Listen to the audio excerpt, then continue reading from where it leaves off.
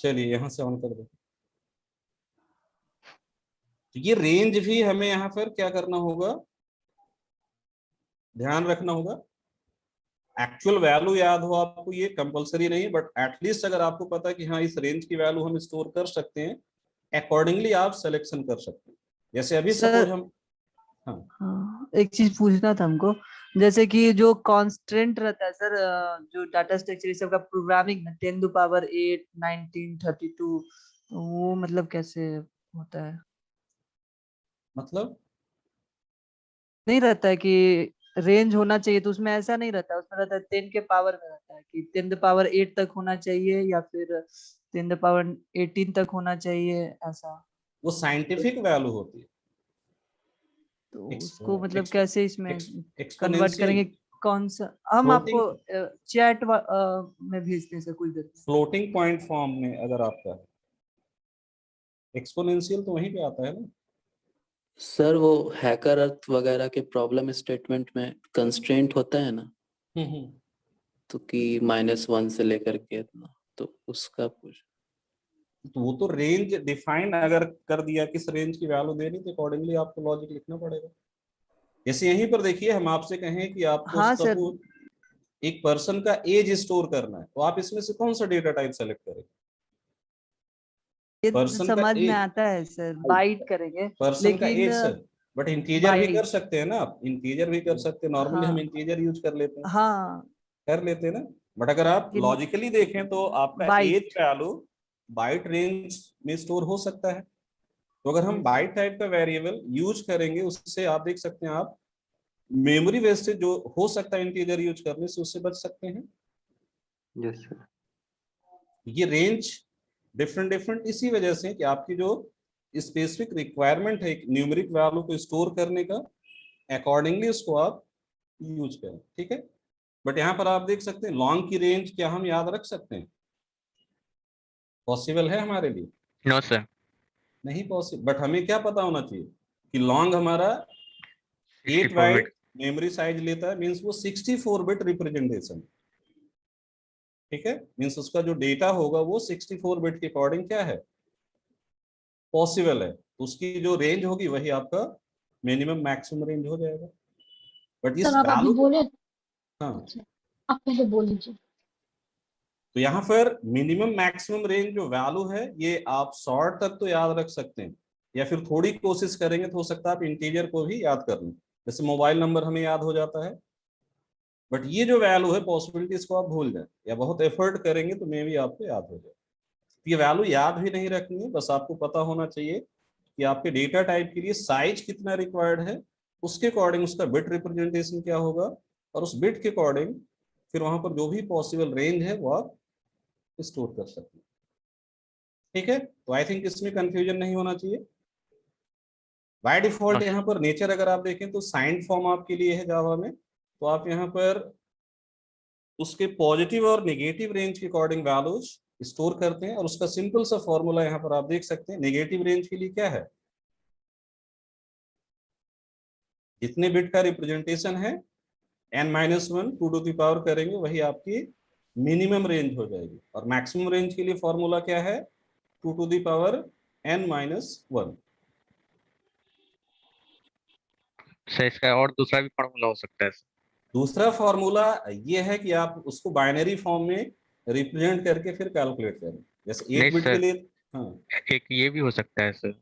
जैसे लॉन्ग का निकालना है तो 2 के पावर 64/2 कर देंगे, और उसके बाद सर पॉजिटिव वैल्यू में निकालना है तो 2 के पावर 64/2 -1 कर देंगे, तो इतना ही आएगा सर। हाँ, तो जो भी है एक स्टैंडर्ड फॉर्मूला ये है, इससे भी आप हाँ, उसको कैलकुलेट कर सकते हैं, जी जी जी। ठीक है। बट आप ये, हमने सिंपली आपको बस ये बताया कि आपका ये रेंज आपके लिए इंपॉर्टेंट नहीं है याद रखना, आपको पता क्या होना चाहिए, ये कितने बिट का वो डेटा स्टोर करेगा, बस, जी सर। ठीक है। तो तो अगर आपकी range formula range formula smaller है चैट पॉड में। तो आपको बाइट या शॉर्ट प्रेफर करना है, रेंज थोड़ी ज्यादा है तो इंटीजर प्रेफर करना है, लाइक वो 32,000 एबव है। और अगर रेंज उससे भी ज्यादा है तो फिर आपको लॉन्ग को यूज करना है, उससे भी ज्यादा रेंज है तो फिर आपको फ्लोटिंग पॉइंट पर स्विच करना है, ठीक है।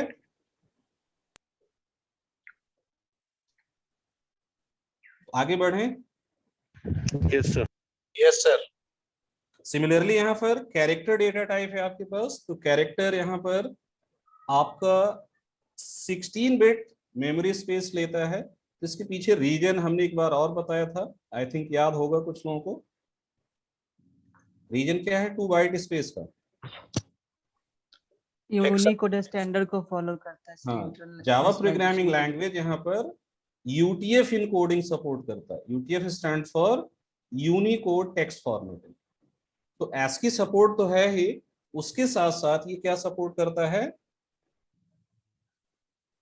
जैसे अभी हम आपसे कहें कि यहाँ पर आपको एक नंबर से कैरेक्टर प्रिंट करना है, तो आप क्या यूज करेंगे, बता सकते हैं कोई?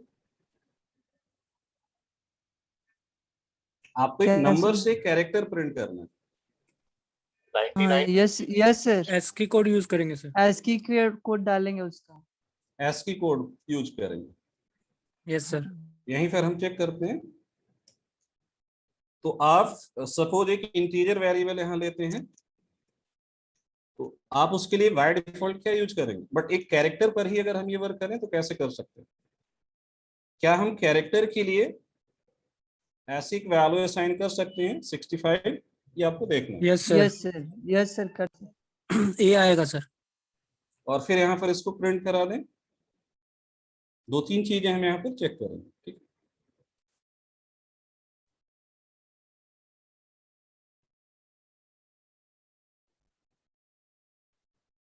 वैल्यू ऑफ CH, यहाँ पर अभी फिलहाल हम CH की वैल्यू डायरेक्ट पास कर रहे हैं। और कोई पॉसिबिलिटी है A की वैल्यू को यहाँ पर प्रिंट करने का? दूसरी पॉसिबिलिटी क्या है? कैर A कर दें। कैर A कर सकते हैं, मीन्स उसका एक्चुअल कैरेक्टर फॉर्म आप राइट कर सकते हैं। और प्रिंटिंग के लिए हम यहाँ पर एक दूसरा अप्रोच फॉलो करेंगे। ये अप्रोच हो गया आपका प्रिंट। इसके बाद हम यहाँ पर न्यू लाइन एक्सप्लिसिटली ऐड करेंगे। ये सेकंड मेथड हो गया आपका प्रिंटिंग का। और कोई पॉसिबिलिटी है A को प्रिंट करने का? सर 65 को अगर बुलियन में लिख करके 65 को बुलियन कैसे लिखेंगे? कन्वर्जन कर सकते हैं आप उसको बुलियन में, बट उससे तो आपको ट्रू या फॉल्स मिलेगा, कैरेक्टर थोड़ी मिलेगा। 65 can be converted to boolean, possible है ऐसे? सी का रूल यहाँ नहीं चलेगा, बहुत सारा नहीं होगा सर। कोई और पॉसिबिलिटी है? एक और पॉसिबिलिटी है, आप इसको ऐसे लिख सकते हैं CH। अभी तक हम लोगों ने ये पढ़ा है कि आप एक कैरेक्टर वेरिएबल को या तो कैरेक्टर रेंज के अकॉर्डिंग एक नंबर असाइन कर सकते हैं, या फिर आप सिंगल कैरेक्टर असाइन कर सकते हैं, या फिर सर्टेन स्पेशल कैरेक्टर्स भी हम असाइन कर सकते हैं। जैसे यहाँ पर इसकी जगह हम क्या पास कर सकते थे, ऐसा पास कर सकते थे कि नहीं? Yes sir. कर सकते थे। तो ये हमारा क्या है, एक स्पेशल कैरेक्टर, लाइन फीड या न्यू लाइन कैरेक्टर है। तो स्पेशल कैरेक्टर भी हम इस तरीके से यहाँ पर पास कर सकते हैं। बट ए के लिए और कोई पॉसिबिलिटी है? ये हमारा क्वेश्चन था। प्रिंटफ आई थिंक आप बताए थे इससे पहले। प्रिंटफ नहीं, असाइनमेंट की बात करें। ये एक लिटरल हुआ, ये लिटरल हुआ ना, ये दूसरा लिटरल हुआ इसके लिए। तो एक binary sir, binary code I think. ये न्यूमेरिक लिटरल हो गया ना, तो न्यूमेरिक के जो भी फॉर्म है वो आप पास कर सकते हैं। यस। न्यूमेरिक में हम बाइनरी भी पास कर सकते हैं। ये डेसिमल है, अभी आप 65 का बाइनरी असाइन कर सकते हैं, आप उसका ऑक्टल असाइन कर सकते हैं, आप उसका हेक्साडेसिमल असाइन कर सकते हैं। Yes sir. तो अगर उसके अकॉर्डिंग हम एक वर्क करें यहाँ पर, तो एक पॉसिबिलिटी और है, और वो पॉसिबिलिटी क्या है, \u and then 0041। Sir Unicode. ठीक, तो जावा के लिए ये एक्चुअल इसका रिप्रेजेंटेशन। प्रिंटिंग कराते हैं यहाँ पर, तो नेक्स्ट पॉसिबिलिटी जो यहाँ पर प्रिंटिंग का है जिससे आप यूज कर सकते हैं वो है आपको print F. Value of sir ये क्या है सर? Yes. U0041 सर ये समझ में नहीं आया सर। ये समझ नहीं आया? नहीं सर, ये करना पड़ेगा सर वैल्यू। क्या कह रहे हैं? U004 याद करना पड़ेगा U डबल 33 नंबर 9 समझ में नहीं आया, रिपीट कर 33 समझ नहीं आया? Yes sir. आउटपुट निकलने दीजिए तब बताएंगे। चलिए इसका आउटपुट देखिए, अभी समझ आ जाएगा। यहाँ पर हम उसी फोल्डर पर बात करें जहाँ पर फाइल है जावा सी और फर्स्ट प्रोग्राम डॉट जावा।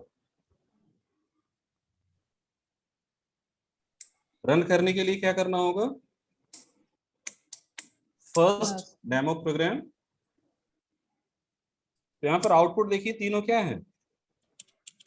कैपिटल है। तीनों कैपिटल है। इसका मतलब क्या है?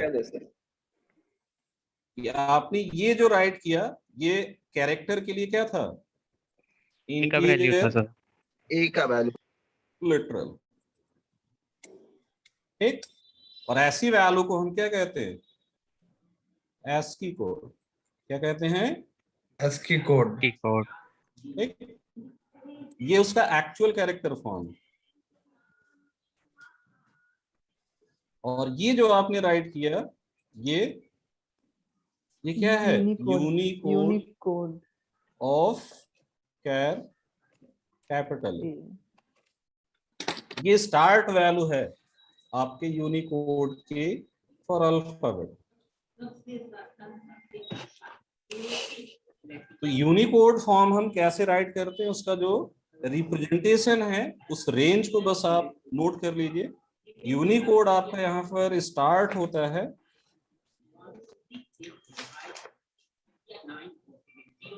उसकी रेंज है यू। ऐसे इसको हम रिप्रेजेंट करते हैं 000 टू यू प्लस FFF। ये इसकी रेंज है।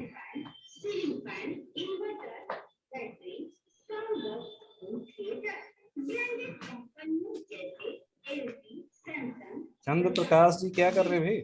Yes sir. हाँ सर, आवाज आ रही है पीछे से। इसी चलते सर बंद करके रखे हुए थे सर, थोड़ा चल गए थे बाहर। कुछ और चल रहा है?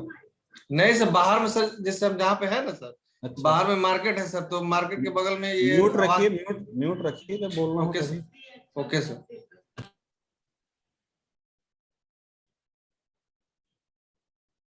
ये समझ आया सभी को? तो इसी के बेसिस पर क्या आप गेस कर सकते हैं स्मॉल ए की वैल्यू क्या होनी चाहिए? स्मॉल ए की वैल्यू ऐड कर देंगे सर उसमें। स्मॉल ए 97 होता है तो 65।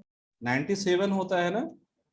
हाँ, तो उसको 65 माइनस करके यूनिकोड में अगर हम होगा उसको करें तो क्या होगा? I फोर think जोड़ 60, देंगे उसमें। 67, 60, 72 sir, I think. इसमें 26 20 ऐड कीजिए। बस 67, 28 उसमें 67। से स्टार्ट हो रहा है। एक यहाँ पर एक चीज और देख लीजिएगा, क्या ये वैल्यू कंटिन्यूअस हमें मिलती है? मे बी बीच में कोई किसी और कैरेक्टर का यूनिकोड हो।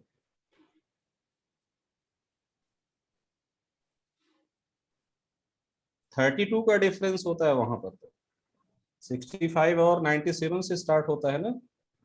सर 73 होगा क्या? 61 किसी ने बोला है, चेक करते हैं। फिक्स नहीं है रेंज उस तरीके से, तो ये हमें देखना पड़ेगा क्या है उसकी इनिशियल वैल्यू। 73 61 इस तरीके से नहीं चलेगा जैसे यूनिकोड में डिफरेंस निकाल लेते हैं। देखिए 61 स्मॉल ए की वैल्यू क्या है? हेक्साडेसिमल में 61। ये 61 नहीं है एक्चुअली, 0061 है ये। 41 और 41 किसका है? कैपिटल ए का। सर तो बीच के बाकी कैरेक्टर्स कहाँ गए? देखिए ये हमने बता दिया किस तरीके से इसका एक्चुअल फॉर्म है। बट अगर हाँ, आपको हाँ। कैरेक्टर्स पर वर्क करना मीन्स जो ASCII रेंज है, तो आप डायरेक्ट इंटीजर पे वर्क कर सकते हैं, कोई दिक्कत नहीं। ठीक है, एक एक बढ़ाते जा सब मिल जाए। हाँ। तो अब यहाँ देख लीजिए 41 से नेक्स्ट वैल्यू 42 अगर करते हैं तो क्या मिलता है, 43 करते हैं तो क्या मिलता है, इस तरीके से चेक करना पड़ेगा। सर स्मॉल ए लाने के लिए क्या बताएं सर?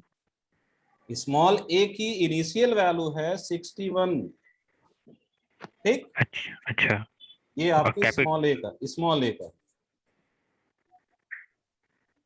तो 2 वैल्यू हमने बता दिया स्टार्टिंग। अब बाकी आप जी देख सकते हैं।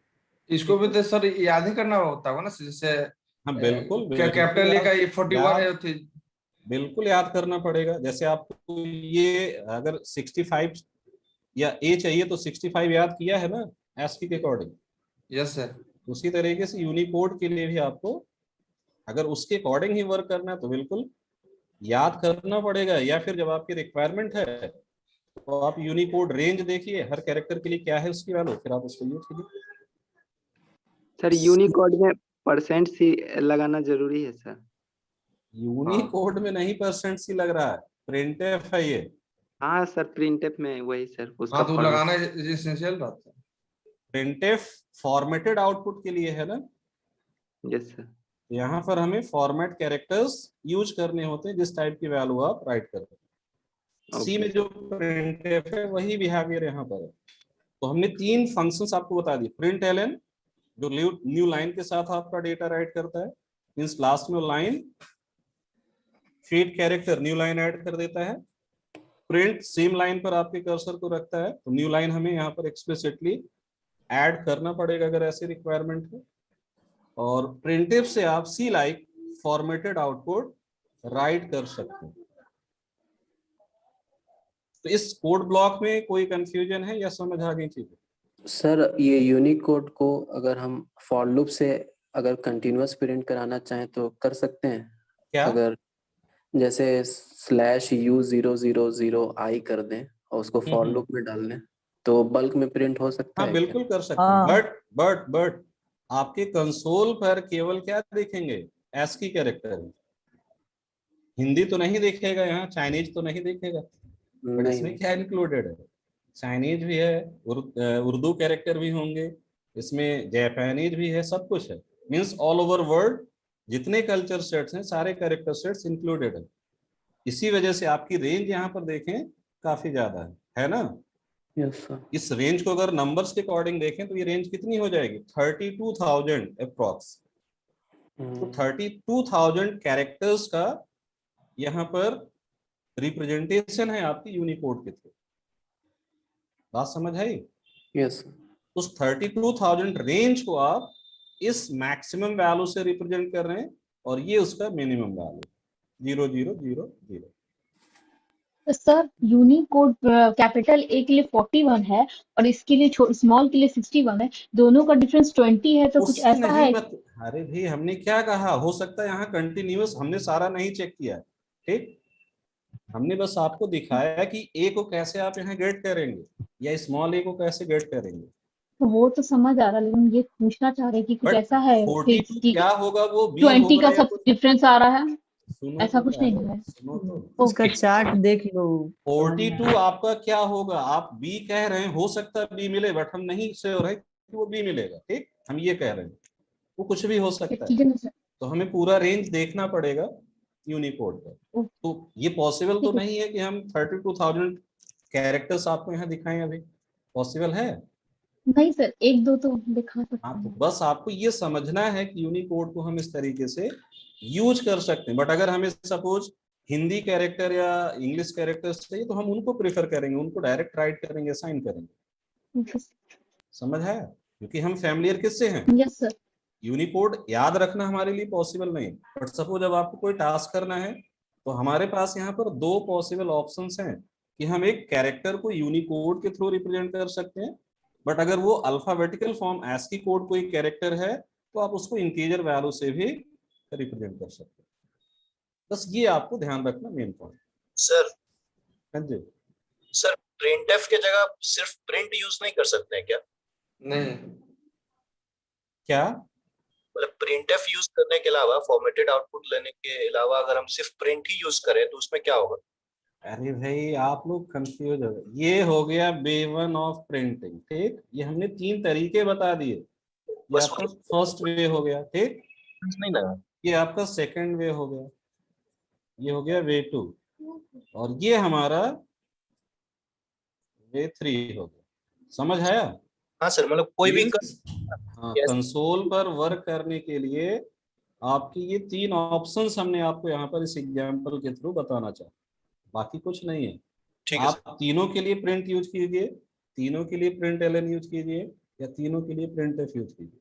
नहीं सर, हमको यूनिकोड के लिए सिर्फ printf ही यूज नहीं नहीं नहीं नहीं, ठीक है सर। अरे यहाँ पर भी तो ch ही कॉनकैट हुआ है ना, यहाँ भी ch कॉनकैट हुआ, बट इन दोनों में डिफरेंस क्या है? यहाँ पर हमें न्यू लाइन एक्सप्लिसिटली ऐड करना पड़ा, ऐड करना पड़ा, बट क्या हमने यहाँ पर न्यू लाइन ऐड किया? नहीं। बट ये जो डेटा है आपका आउटपुट, ये नेक्स्ट लाइन पर आया था ना।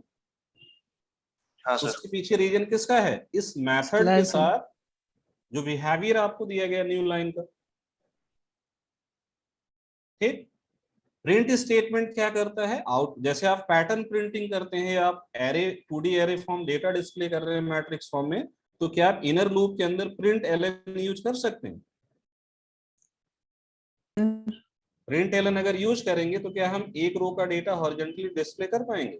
No sir. नहीं, नो सर। तो वहां पर हमें क्या करना पड़ता है? सारा वर्टिकल आ जाएगा, बट अगर हमें हॉरिजॉन्टली एक रो का डेटा चाहिए तो हम क्या करते हैं? तब तक वैल्यूज राइट करते हैं जब तक हमें न्यू लाइन पर नहीं जाना है। ये करते हैं ना? यस। और अगर हमें सपोज अब मल्टीपल वैल्यूज यहाँ पर राइट करना, क्या करना है?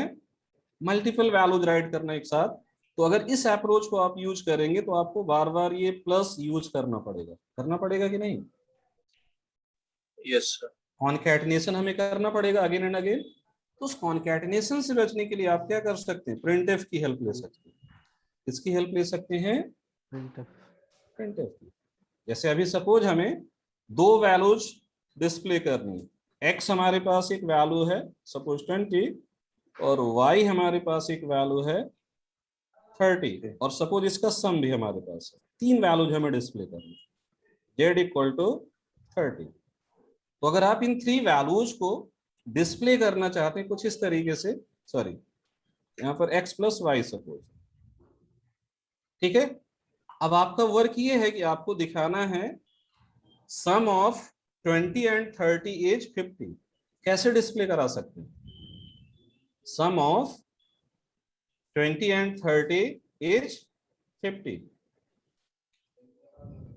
इसको डिस्प्ले करने के लिए अगर आप प्रिंट एलएन स्टेटमेंट यूज करेंगे, कैसे होगा बता सकते हैं कोई? प्रिंट स्टेटमेंट,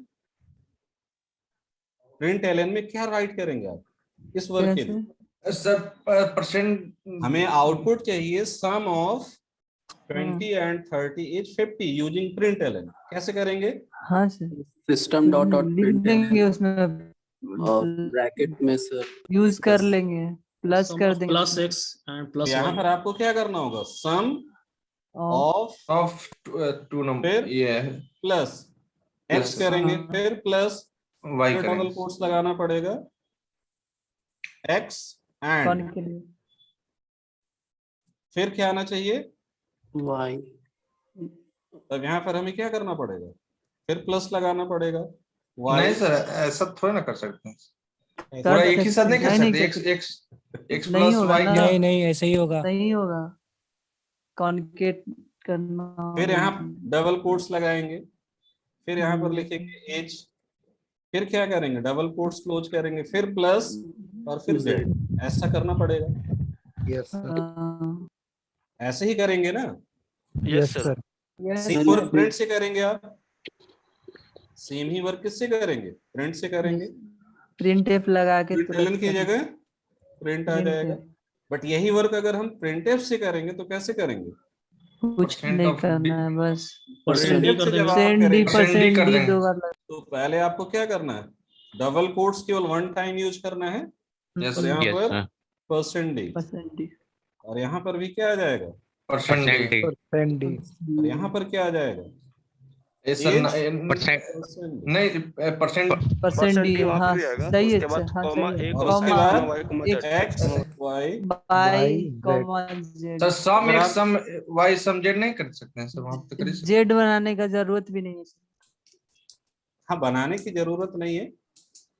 तो यहाँ पर अच्छा, अगर ऐसी आप बात देखिए है। ये तीनों स्टेटमेंट रीडेबिलिटी सबसे बेटर किसकी है? ये प्रिंट प्रिंटफ की सर। तो अगर हमें मल्टीपल वैल्यूज एक साथ राइट करनी है तो आप सी लाइक प्रिंटफ फॉर्मेटेड आउटपुट के लिए यूज कर सकते हैं। बट जब आप फॉर्मेटेड आउटपुट राइट करेंगे तो आपको ध्यान क्या रखना है, first argument will be your formatted string. उसमें आप अपना फिक्स कैरेक्टर प्लस जिस प्लेस पर जो डेटा आपको चाहिए उसके अकॉर्डिंग फॉर्मेट कैरेक्टर यूज करेंगे।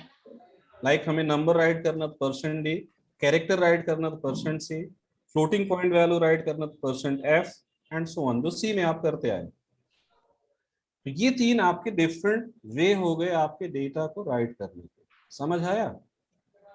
Yes sir. किसी भी क्वेरीज थी या Yes, sir. कंफ्यूजन था? सर शीशों में जो सर यहाँ पर जो प्लस जेड दिए हैं सर, यहाँ पर डबल कोलन होगा ना सर? अरे नहीं, नहीं उसके बाद अब कोई और स्ट्रिंग नहीं है ना। Yes sir. डबल कोट्स जो ये लगा इसका मतलब क्या, वो फिक्स वैल्यू लिटरल है स्ट्रिंग फॉर्म। Yes. और ये जो प्लस के अंदर आया है डेटा, ये डायनेमिक डेटा है आपका, वो वेरिएबल की वैल्यू वहां पर इम्बेड होगी। मींस ये पूरा एक्सप्रेशन क्या होगा, इवैल्यूएट होगा और उससे आपका एक स्ट्रिंग फॉर्म होगा, वही आपके प्रिंट एलएन को पास होगा। सेम वर्क यहाँ पर भी हो रहा है, बट उसके लिए आपका जो तरीका है उस एक्सप्रेशन को राइट करने का वो चेंज है थोड़ा सा। यहाँ पर सारा कुछ आप एज ए सिंगल आर्गुमेंट पास कर रहे हैं। कितने आर्गुमेंट पास कर रहे हैं? Single argument. Single argument.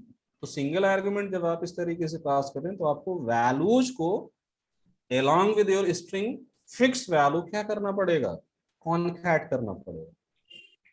ठीक, और ये जो वर्क है ये आपने पहले क्या कर दिया, फॉर्मेटिंग।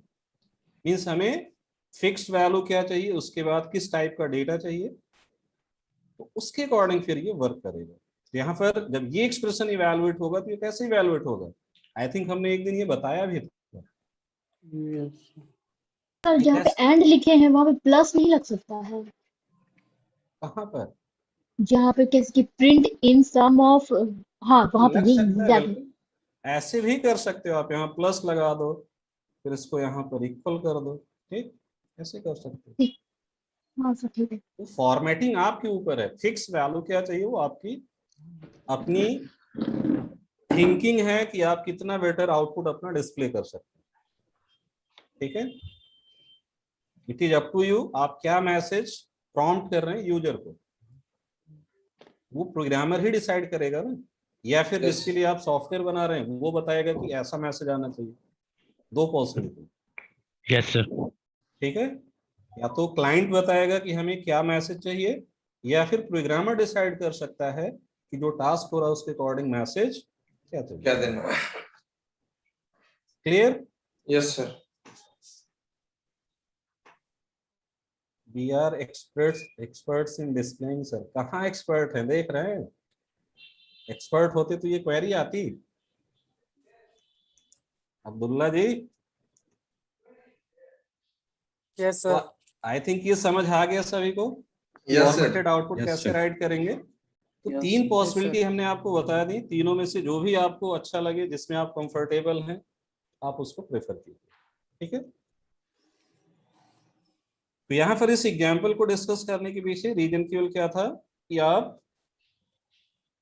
ये दो फॉर्म तो पहले यूज करते आए हैं कैरेक्टर फॉर्म असाइनमेंट के लिए, बट ये आपके लिए एक न्यू ऑप्शन है जिसको आप यूज कर सकते हैं एक कैरेक्टर वैल्यू को असाइन करने के लिए। ठीक है, तो ऐसा कोई असाइनमेंट जब आप करते हैं तो ऐसी वैल्यूज को हम लोग क्या कहते हैं, लिटरल्स।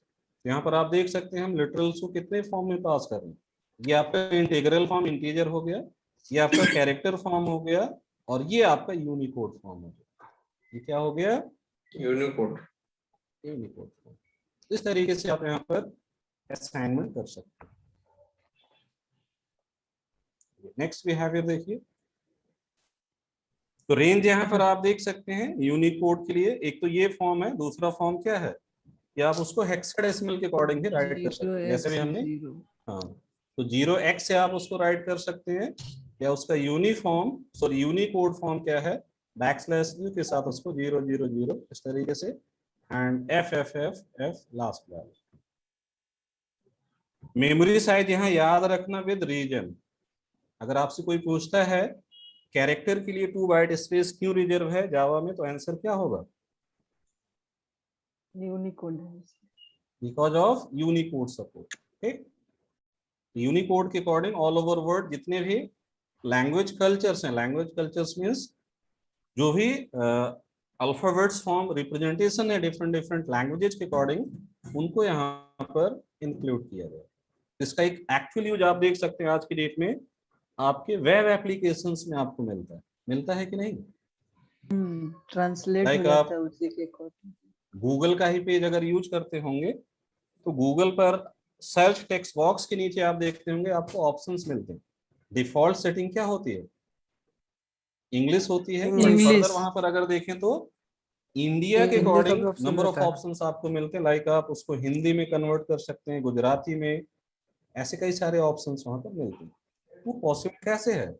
उसके पीछे आपका यूनिकोड इम्प्लीमेंटेशन है जिसके अकॉर्डिंग चीजें कन्वर्ट करें, ट्रांसलेट करें। ठीक है, तो यूजर के लिए वो एक ऑप्शन है कि वो किस लैंग्वेज में कंफर्टेबल है, अकॉर्डिंगली पूरा कंटेंट वहां पर सर्च और व्यू कर सकता है। सेम केस आपके बहुत सारे सोशल मीडिया साइट्स के साथ है, वहां पर भी देखिए आपको ऑप्शंस मिलते हैं ना। Yes sir. तो ऐसे कुछ एप्लीकेशन डेवलपमेंट के लिए जहां पर हमें डिफरेंट लैंग्वेज कल्चर्स के अकॉर्डिंग अपने कैरेक्टर्स को रिप्रेजेंट करना है, वहां पर आप यूनिकोड सपोर्ट जिस भी लैंग्वेज के लिए उसके अकॉर्डिंग सॉफ्टवेयर डेवलपमेंट वर्क करते हैं। जहां पर हमें केवल इंग्लिश अल्फाबेट्स के अकॉर्डिंग ही चीजें चाहिए, वहां पर आप ASCII स्टैंडर्ड के अकॉर्डिंग जो लैंग्वेजेज है उनको यूज कर सकते हैं। ठीक है, तो ये बिहेवियर अगर देखें किसके साथ है, इन जनरल सी लैंग्वेज के साथ। इनिशियली C++ में भी था, बट अभी उसकी कुछ लाइब्रेरीज आपके यूनिकोड सपोर्ट प्रोवाइड करने लगे। ठीक है, नेक्स्ट बिहेवियर यहाँ पर आपका फ्लोटिंग पॉइंट है, तो इसकी रेंज काफी ज्यादा होती है, इसे याद रखने की कोई जरूरत नहीं है, बट इंपॉर्टेंट यहाँ पर इसका मेमोरी साइज याद रखें। तो मेमोरी साइज अगर देखें तो क्या है फ्लोट और डबल का 32 बिट और 64। बस इसके बारे में केवल ये ध्यान रखना है कि आपका जो फ्लोट है वो 6 प्लेसेस तक आपको प्रिसिशन देता है, और डबल जो आपका है वो आई थिंक 11 और 12 डेसिमल प्लेसेस तक एक्यूरेसी देता है। सर इसको थोड़ा क्लियर कर दीजिए ना, कांस्टेंट को जो है इसमें चैट बॉक्स पे भेज। कांस्टेंट किसके लिए भेजा है? नहीं ये वेरिएबल का है, रेंज है। अरे तो ये मतलब रेंज होती है कि वैल्यू क्या पास करेंगे आप। ठीक है, जैसे जब आप कुछ इनपुट लेते हैं ना, जैसे है ना सर, जैसे 10⁵ है तो इंट पास कर, इंट रहेगा अगर t तो चल जाएगा सर, लेकिन हाँ, तो ये 1 10⁻15 हाँ 1 से लेकर उसकी रेंज क्या है 10⁵। हाँ, इसके बीच की वैल्यू आपको क्या करना, पास करना। नहीं तो डेटा टाइप भी तो लेना होगा ना सर, उसके अकॉर्डिंग वही वो तो पूरा मेंशन होगा ना उसमें किस टाइप के अकॉर्डिंग वर्कर, या फिर अगर क्वेश्चन में ही खुद मेंशन से है चूज करना रहता है सर कि इसमें कौन सा डेटा टाइप। हाँ, तो वो फिर आप अपने चॉइस के अकॉर्डिंग सेलेक्ट करेंगे। ये रेंज यहाँ पर डिफाइंड है कि किस रेंज की वैल्यू होनी चाहिए। ये कांस्टेंट किसके लिए यूज हो रहा है वो मेंशन होगा ना उसमें प्रोग्राम में। यस सर वो दिया हुआ रहता है। हाँ, तो ये रेंज है, मिनिमम और मैक्सिमम वैल्यू क्या हो सकती है इसमें। ठीक है, तो विद इन दैट रेंज आपका डेटा वहां पर पास अगर करते हैं तो जो डिजायर्ड आउटपुट है वो आपको मिलना चाहिए। दिक्कत ये आती है सर, ये जो 2 द पावर में रेंज रहता है ना, ये सब प्लॉट ये सब का, फिर इसको 10 के पावर में मतलब वो समझ में नहीं आता। 10 की पावर 5 का मतलब क्या, उसकी कैलकुलेटेड वैल्यू देखें तो रेंज काफी ज्यादा है ना। यस मींस उस रेंज तक आपकी वैल्यू के लिए वो लॉजिक आपका क्या होना चाहिए, वर्क करना चाहिए। Yes sir yes. ठीक है, तो ये आपकी एक रेंज डिफाइन हो गई कि आप किस रेंज के अकॉर्डिंग वहां पर अपना आउटपुट चेक करेंगे। बाकी आप देखेंगे बहुत सारे क्वेश्चंस में वैल्यू ही मेंशन कर देते हैं कि आपको वही इनपुट देना है। हाँ। और कुछ केसेस में आपका रेंज मेंशन होता है कि आप किस रेंज की वैल्यू पास करेंगे। तो उस रेंज के अकॉर्डिंग आपका जो लॉजिक है वो क्या होना चाहिए, करेक्ट होना चाहिए। कोई भी वैल्यू आप यूज करके Yes, sir. ठीक है। तो यहाँ पर अगर आपको चेक करना है, इसको कैसे चेक करेंगे? एक वैल्यू हम यहाँ पर यूज करते हैं, फ्लोट और डबल टाइप का लिटरल अगर आपको असाइन करना तो कैसे करेंगे? F लिखना होता है फ्लोट, सपोज यहाँ पर हमने एवरेज एक वेरिएबल बनाया, ठीक। तो इस एवरेज के लिए सपोज हमने एक वैल्यू पास किया 95.86 वैल्यू पास कर रहे, ठीक है। और ये हम एज ए फ्लोट यहाँ पर असाइन करना चाहते हैं, बट अभी सपोज हमने ऐसा वर्क किया,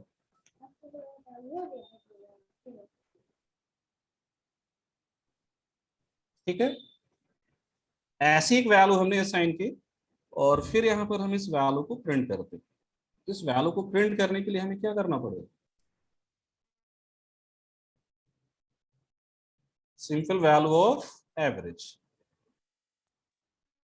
वैल्यू ऑफ एवरेज क्या आएगा आउटपुट बता सकते हैं कोई? एरर आएगा सर, ये नंबर डबल के टाइप का है। नंबर के बाद लिखना एफ होता है ना। जाएगा ना, एफ लिखाएगा नंबर के बाद। सर बाय डिफॉल्ट 95 के बाद 6 प्लेस तक लेगा सर, डेसिमल की। ये कोड आपका लूजी ये बताएगा सर, लूजी कन्वर्जन। डबल का ये फॉर्मूला कंपाइल नहीं होगा, ये पता होना चाहिए, कुछ लोगों को पता नहीं होगा। यहाँ पर देखिए प्रॉब्लम है, यस प्रॉब्लम सर। क्या है? सर डबल है वो। F नहीं दिए हैं। एक नहीं। Incompatible type. Yes sir, F नहीं इनकम्पैटिबल लिखे टाइप हैं। क्यों है? इनकम्पैटिबल टाइप क्यों है? फ्लोट नोट में नहीं। मेंशन नहीं ऐसी है। जो वैल्यू आप असाइन करते हैं बाय डिफॉल्ट वो ट्रीट होती है आपकी डबल। डबल। तो ऐसा एक लिटरल बाय डिफॉल्ट क्या ट्रीट होता है? डबल। अगर आप इसे फ्लोट के अकॉर्डिंग यहाँ साइन करना चाहते हैं तो हमें एक सफिक्स लगाना होता है, और वो सफिक्स यहाँ पर स्मॉल एफ या कैपिटल एफ, दोनों में से कोई एक हो सकता है। क्या यूज करेंगे? सफिक्स एफ, स्मॉल या कैपिटल, दोनों में से कोई एक पॉसिबिलिटी है।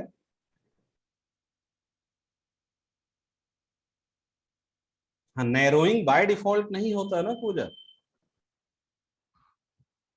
नैरोइंग हो सकता है, बट उसके लिए हमें ये वैल्यू क्या करनी पड़ेगी? कन्वर्ट करनी पड़ेगी फ्लोट फॉर्म में। बट हम तो अभी एक लिटरल असाइन कर रहे हैं, तो लिटरल के केस में यहाँ पर आपको क्या करना होगा? एफ सिंबल यूज करना पड़ेगा। ये समझ आ गया? Yes sir. सिमिलरली आप यहाँ पर एक डबल वेरिएबल अगर बनाते हैं तो यहां पर हमें एफ यूज करने की रिक्वायरमेंट नहीं है। वेरिएबल नेम चेंज कर देते हैं, सेम वेरिएबल दोबारा नहीं हो सकता आपका, एवरेज 2। अब यहां पर देखिए जब इस कोड को हम कंपाइल करते हैं तो आउटपुट क्या मिलता है? क्या आउटपुट मिलेगा? कोई प्रेडिक्ट कर सकते हैं आउटपुट क्या आएगा दोनों का? उसका तो यहाँ पर देखिए डिफरेंस है, डिफरेंस क्या है? 6 डिजिट तक ही क्या है डिफरेंस और है? जो फ्लोट है Precision उसने point. केवल 6 प्लेसेस तक ही आपको रिजल्ट दिया, बट वहीं पर जो आपका डबल है वो कैलकुलेट कीजिए कितने प्लेस तक दे रहा है? 15 तक देगा। 15, तक इसको है मार्क उसका कर लीजिए, 14 या 15 जो भी है मार्क कर लीजिए। 14 प्लेसेस तक दे रहा है, ठीक है। 14 ये आपका डिफरेंस है और इसी को आपको मार्क करना था। फ्लोट के थ्रू आप up to 6 places after decimal accuracy calculate कर सकते हैं, बट अगर उससे ज्यादा एक्यूरेट वैल्यू आपको चाहिए तो वहां पर हमें क्या यूज करना पड़ेगा? डबल। डबल, ठीक। अब इसकी नीड कहां पर है? इसकी नीड ऐसे केसेस में पड़ सकती है जैसे आज की डेट में आप देखते होंगे बहुत सारे MLM सॉफ्टवेयर मार्केट में। MLM सॉफ्टवेयर से फैमिलियर हैं आप लोग? मे बी मे बी आप में से कुछ लोग Yes, sir. ऐसा वर्क किए भी हो कभी, multi level marketing. Yes sir. सुने बहुत है। सुने हैं सर, वर्क नहीं किए इस पे। अच्छा, वर्क नहीं किए हैं? पीछे पड़ जाते हैं सर वो लोग।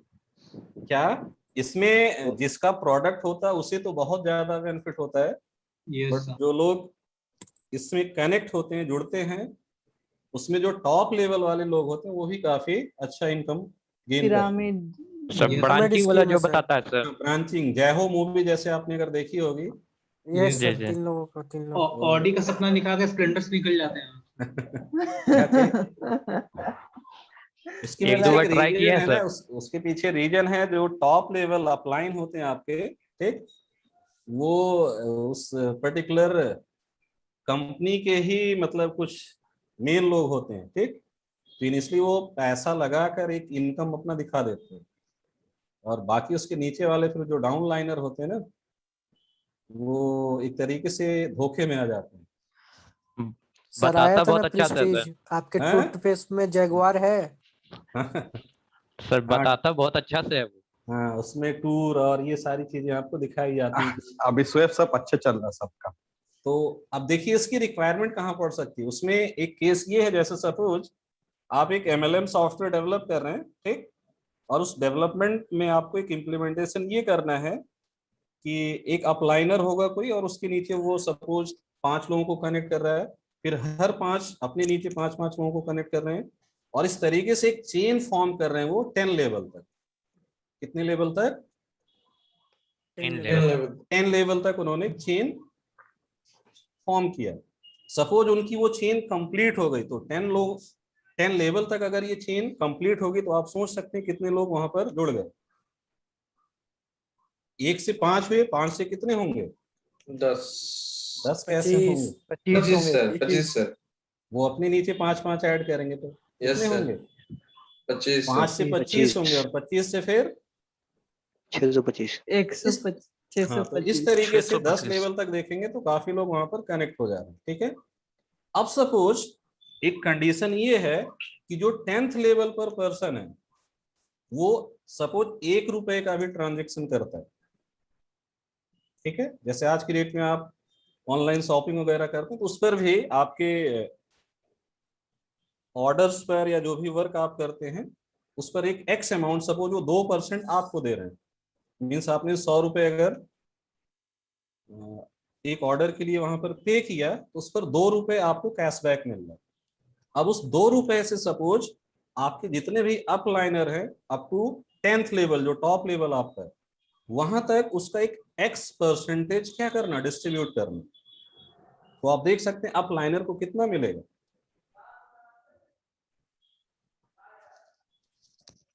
₹1 आपको मिले, अब उस 1 रुपए का सपोज 50 पैसे 50% अपलाइनर को जाना है।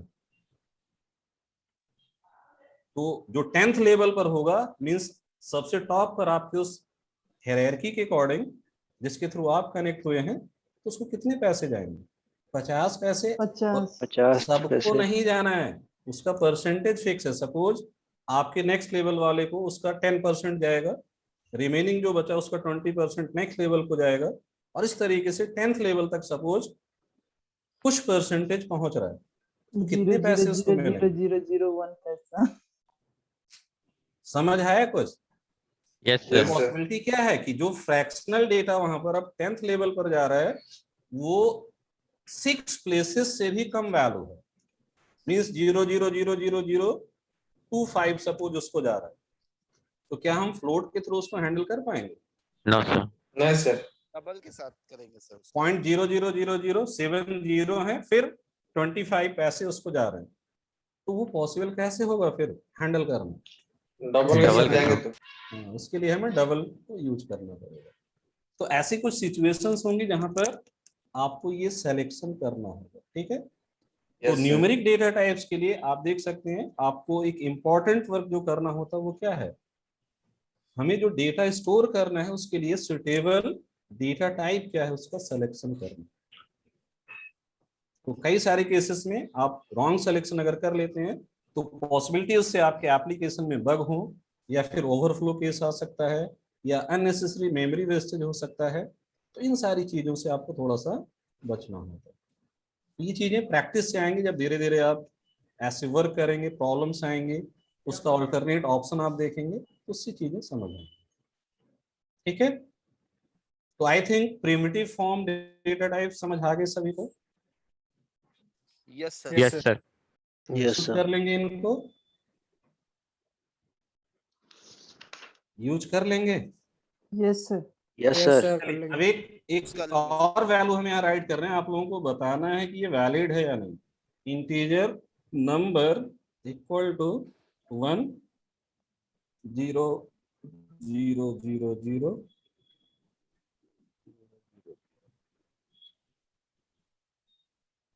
ये वैलिड है या नहीं? वैलिड है सर। अंडरस्कोर डॉलर तो शायद वैलिड है जावा में। नंबर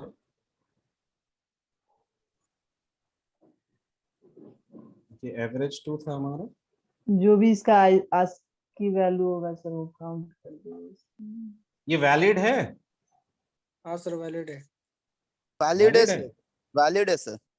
डॉलर तो वैलिड है सर, पता नहीं अंडरस्कोर इसमें हमने यूज किया, देख रहे हैं?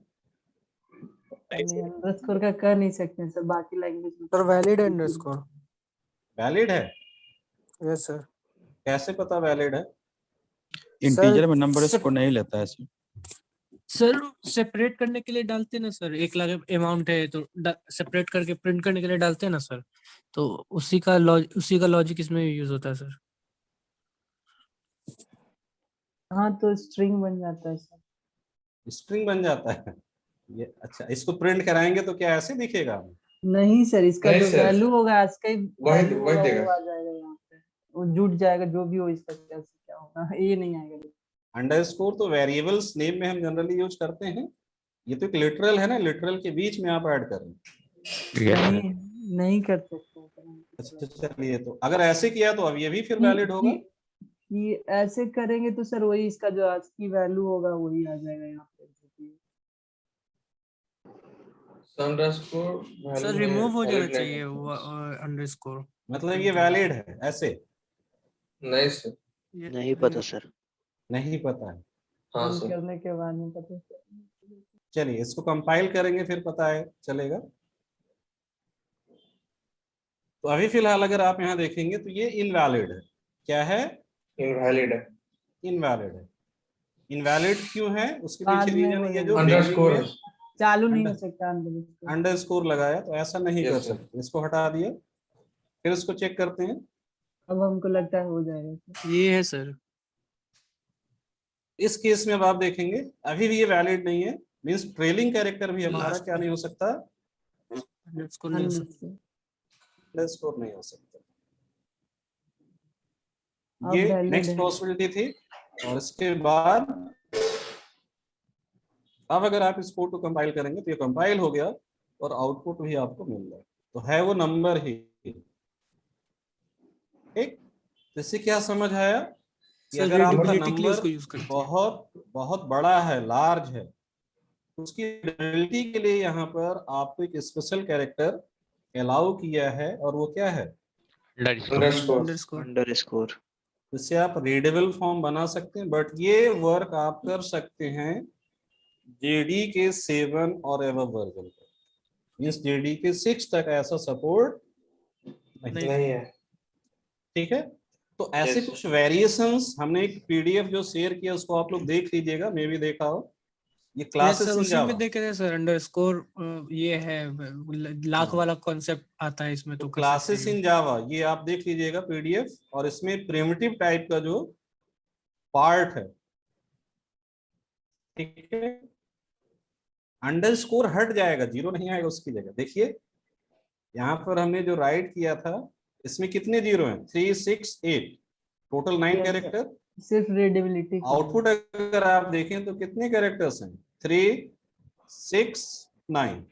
इसका मतलब क्या है कि जब आपके इस डेटा को एक्चुअली वहां पर असाइन किया गया, मींस इसको एज ए लिटरल उसने ट्रीट किया, इस लिटरल से जहां पर भी क्या मिला?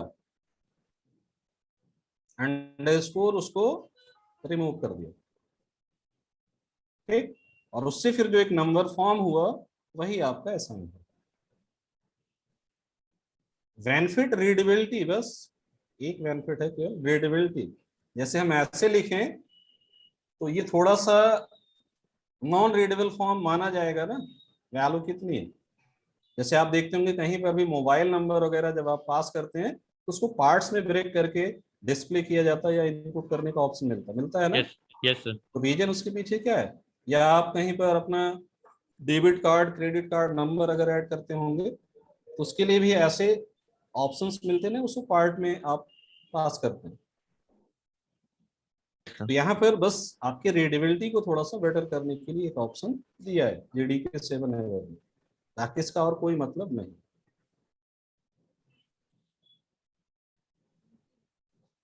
समझ आया सबको? Yes sir. Yes sir. 1-0 और उसमें कहाँ से है सर? इसमें तो लगता है अब इसके लिए आप ये फॉलो करेंगे क्लासेस इन जावा, कुछ और वेरिएशंस हैं यहां से देख लीजिएगा, ठीक है? Okay sir. कर सकते हैं ना? Yes sir. Yes sir. यहाँ पर सर्टेन मोर वेरिएशंस हमने मेंशन किया है, तो आप देख सकते हैं। तो आपको बस ये देखना है क्या लिटरल फॉर्म पॉसिबल है और क्या नहीं पॉसिबल। कुछ एग्जांपल्स हैं जो अगर आप यूज करेंगे तो उससे एरर रेज होगा, तो आपको मार्क कर लेना है कि वो अलाउड नहीं है, और कुछ ऑप्शंस हैं जिससे आपको ये पता चलेगा कि वो अलाउड है, ठीक है? जैसे अभी आपने देखा ये ऑप्शन आपको नहीं पता था क्योंकि आपने ये PDF आई थिंक नहीं देखा था। तो ऐसी ही कुछ चीजें और हैं जो आप देख लीजिए। तो आई थिंक सभी लोग अब देख सकते हैं चीजों को लिटरल के लिए। Yes sir. ठीक है, चलिए आगे बढ़ते हैं।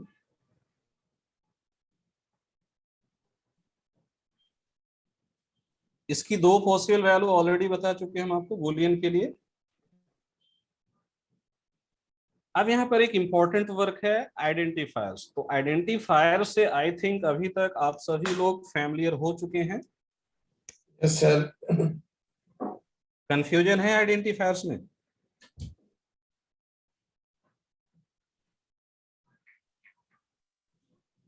क्वेश्चन पूछ के देख लीजिए सर, फैमिलियर है कि नहीं। नहीं क्या फैमिलियर है, मतलब कह रहे क्वेश्चन पूछ के देख लेते तब ना सर मालूम चलता है। बोला टेस्ट कर लीजिए। टेस्ट करना सर खुद भी नहीं पता हम लोग क्या जानते हैं। कंफ्यूजन है सर, फिर से बता दीजिए सर। तो फिर आप रिवीजन लोगों हो ने रहा है तो सेल स्क्रिप्टिंग और ये C के प्रोग्राम कैसे बनाए थे? आइडेंटिफायर तो पता सर है। हम लोग को तो पता है, बाकी नहीं, लोगों जो से कह पूछ रहा लीजिए है सर। कि हमें नहीं पता है सर टेस्ट करके देख लीजिए ना सर। ऑपरेटिंग कुछ सिस्टम क्वेश्चन में। चलिए हम जावा मान लेते हैं 0% है, आपको एक शब्द नहीं समझ आया जावा का, तो आप लोगों ने C का प्रोग्राम कैसे बनाया था या फिर सेल स्क्रिप्ट कैसे किया था? वहां तो सब समझ आया था, वहां भी आई थिंक आइडेंटिफायर यूज किए होंगे ना? Yes yes sir. सर किए थे। Yes sir. फिर अभी कैसे कह रहे हैं कि हमें कुछ नहीं पता है? यही वैलिड चीजें बोलिए। कुछ नहीं पता सर, नहीं कह रहे हैं। हाँ कह रहे हैं कि सर कंफ्यूजन टेस्ट है कर। कुछ अरे कुछ। आइडेंटिफायर जो C में था या आपने सेल स्क्रिप्ट में यूज किया, वही तो जावा में है ना, उससे अलग तो कुछ नहीं आई थिंक। पैकेज है, इंटरफेस है, ये सब मालूम है सर। चलिए बताइए चंद्र प्रकाश जी, क्या होता है आइडेंटिफायर? सर ये प्रेजेंट नंबर को रिप्रेजेंट करता है सर ये। डाउट क्लास में भी हमने आई थिंक 2 घंटे तक आइडेंटिफायर पर ही डिस्कशन किया था एक दिन। उसमें अराउंड 20-25 लोग कनेक्टेड थे, और अभी भी वो लोग क्लास में हैं, इस क्लास में। Yes sir. सर आइडेंटिफायर जो है ना सर, वो नेम होता है यूजर जिसको नेम देता है, जैसे क्लास नेम हम अपना यूजर और डिफाइन यहाँ 2 पॉइंट दिख रहे हैं, उसी को देखकर भी आप बता सकते हैं। Yes sir. Yes sir. और आइडेंटिफायर के कुछ रूल्स भी होते हैं। चलिए ठीक है, हम एक ब्रीफ करते हैं। जैसे यहाँ पर देख सकते हैं, यूजर डिफाइन होता है और फिर हाँ। कुछ ऑलरेडी डिफाइन होता है, उसके अकॉर्डिंगली हम जैसे यूजर जरूरत होता है उसके डिफाइंड अकॉर्डिंगली नेम्स यूज करते होता है यूजर डिफाइंड नेम से ही आपके आइडेंटिफायर कहे जाते हैं। विद अब वो सर्टेन रूल्स होते हैं सर। जावा डेवलपर्स ने डिफाइन करके जो लाइब्रेरी आपको दिया है, या फिर आप उसे अपने सोर्स कोड के अकॉर्डिंग क्रिएट कर रहे हैं। ठीक है, तो जो भी वर्क अदर देन कीवर्ड्स आप यहाँ पर यूज कर रहे हैं अपने किसी सोर्स कोड के लिए, ठीक है, लाइक आप कहीं पर वेरिएबल का नेम यूज करते हैं, कहीं पर क्लास का नेम यूज कर रहे हैं, कहीं पर आप मेथड बना रहे हैं मींस फंक्शन बना रहे हैं, कहीं पर आप पैकेज क्रिएट कर रहे हैं, कहीं पर आप इंटरफेस क्रिएट कर रहे हैं। तो ये जितने भी नेम्स आप अपने सोर्स कोड में डिफाइन करते हैं वो एक्चुअली है क्या, आइडेंटिफायर्स। या फिर उसी तरीके से आप जितनी भी प्री डिफाइंड लाइब्रेरीज यूज करते हैं, क्या यूज करते हैं, लाइब्रेरी। जैसे अभी इस सोर्स कोड के अंदर अगर आप देखें तो आपने क्या क्या यूज किया, यहाँ पर इस सोर्स कोड में आपने क्या क्या यूज किया, प्री डिफाइंड आपने किया सिस्टम, ये आपने तो नहीं डिफाइन किया, आपने यूज किया आउट, आपने यूज किया प्रिंट एलन प्रिंट या प्रिंट एफ। ये 3-4 नेम्स आइडेंटिफायर फॉर्म है, बट ये किसके थ्रू डिफाइंड है, जावा डेवलपर्स के थ्रू, मींस जिन्होंने जावा का ये लाइब्रेरी फॉर्म किया है उन्होंने पहले से आपको डिफाइन करके दिया है। बट वहीं पर आपने भी कुछ नेम्स क्रिएट किए, लाइक आपने एवरेज क्रिएट किया, एवरेज 2 क्रिएट किया, या फिर आपने नंबर क्रिएट किया। तो ये क्या है, ये भी एक आइडेंटिफायर है, बट ये किसने बनाया, यूजर ने बनाया। आपने मींस एक प्रोग्रामर जो सोर्स कोड को राइट कर रहा है। तो क्वेश्चन यहाँ पर है कि ऐसे कुछ पर्टिकुलर नेम्स जो हम यूज करते हैं अपने सोर्स कोड में, उनकी नीड क्या है, क्यों हम ऐसे नेम्स क्रिएट करते हैं, डिफाइन करते हैं, कोई बताएगा? जैसा ऑब्जेक्टिविटी होता है सर Yes, उसके sir. अकॉर्डिंगली तैयार करते हैं, हम लिखते हैं। ताकि जैसे एवरेज निकालना है तो कोड हम जो है ना सर, वो डिबग करने में या फिर उसका वैल्यू उसके नेम से ही पता चल जाए कि क्या है। जैसे अभी यहाँ पर देखिए एक पॉसिबिलिटी ये भी थी कि हम ये डेटा यहाँ पर एज ए आइडेंटिफायर ना होल्ड करके क्या कर सकते थे, इसको ऐसे यहाँ से कॉपी करते और यहाँ पर कर देते, तो राइट कर देते। ये भी एक पॉसिबिलिटी है, यस कर सर, सकते कि नहीं? Yes sir. तो इसमें और इसमें क्या डिफरेंस है, ये जो वैल्यू आपने यहाँ पर पास किया ये एक फिक्स लिटरल हो गया, ठीक, मींस ये इसको यूज नहीं मॉडिफाइबल कर सकते। हाँ, बट इस नेम को जब हम वहां पर पास कर रहे हैं तो पॉसिबिलिटी क्या है, ऐसा नेम जब आप क्रिएट करते हैं तो आपको पता है ऐसे नेम्स क्या होते हैं, वेरिएबल्स। क्या होते हैं, वेरिएबल्स। तो अगर वो एक वेरिएबल फॉर्म आइडेंटिफायर है तो उसकी वैल्यू कुछ भी हो सकती है, मींस उसके अकॉर्डिंग ही यहाँ पर एक डायनेमिक डेटा आ सकता है। क्या आ सकता है, डायनेमिक डेटा, डायनेमिक डेटा। तो आप जो प्रोग्राम बनाते हैं वहां पर अगर आप देखें तो मोस्ट ऑफ द केसेस हमारी रिक्वायरमेंट क्या होती है कि आपके प्रोग्राम एग्जीक्यूशन के साथ ही वहां पर सर्टेन वैल्यूज फंक्शंस कॉल हो, ऐसी बहुत सारी रिक्वायरमेंट है, कोई क्लास यूज हो, ये आपके डिफरेंट डिफरेंट रिक्वायरमेंट है। बट ये सारा वर्क होता कहाँ से, ये सारा वर्क होता है आपकी मेमोरी से, मेमोरी में स्टोर करने के लिए वैसा करते हैं। मेमोरी से मींस वो डेटा मैनिपुलेशन का जो भी वर्क हो रहा है एक्चुअली वो डेटा पहले कहाँ जा रहा है, मेमोरी में, मेमोरी से उसकी प्रोसेसिंग हो रही है और प्रोसेसिंग के बाद फिर आपको क्या मिल रहा है, आउटपुट, डिजायर्ड आउटपुट। तो आपकी नीड यहाँ पर इन जनरल अगर देखें तो क्या है, एक मेमोरी एड्रेस की जहां पर हम अपना डेटा क्या कर सकें, राइट कर सकें। अब वो मेमोरी एड्रेस हमें मिलेगा कैसे, वो मेमोरी एड्रेस कैसे मिलेगा, एड्रेस को प्रिंट करवाना। मेमोरी एड्रेस हमें एक्सेस कौन देता है, आपका आइडेंटिफायर। कौन देता है, आइडेंटिफायर देता है। तो आइडेंटिफायर जो आप यहाँ पर यूज करते हैं वो सिंपली आपके मेमोरी एड्रेसेस को रिप्रेजेंट करने के लिए ही आप यूज करते हैं, ठीक है। उसका बिहेवियर डिफरेंट हो सकता है, मींस क्लास के लिए वो डिफरेंटली बिहेव कर सकता है, मेथड्स के लिए डिफरेंटली बिहेव कर सकता है, वेरिएबल के लिए डिफरेंटली बिहेव कर सकता है।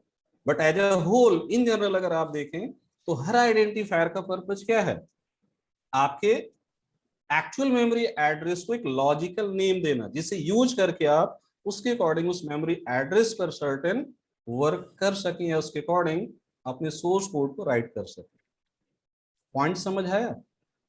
Yes sir, yes sir, yes sir. इसी वजह से आप आइडेंटिफायर को क्या कहते हैं, नेम्ड टोकन। क्या कहते हैं हम, नेम टोकन। हम एक नेम दे रहे हैं।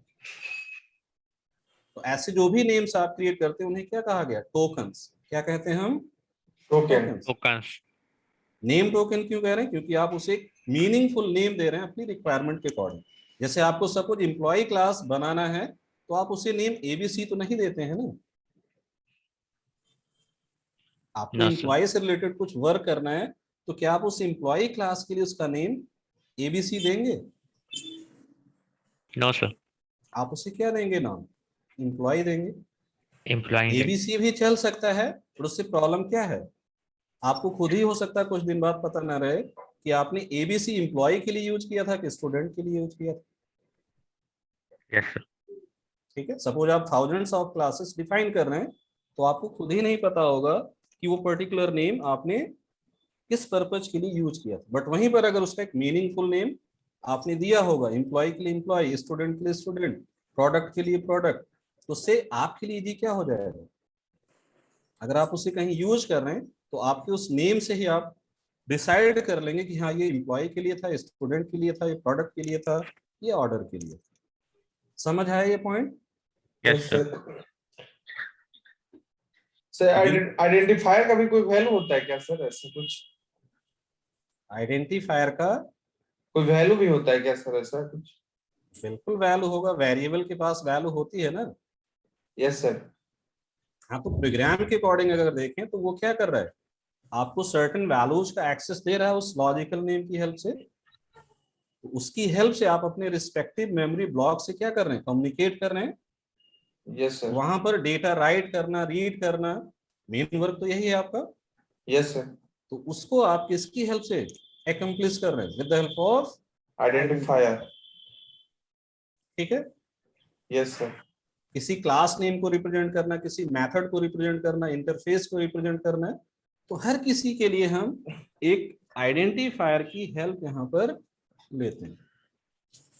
तो आई थिंक जिनका कंफ्यूजन था वो दूर हुआ होगा, क्लियर हुआ होगा।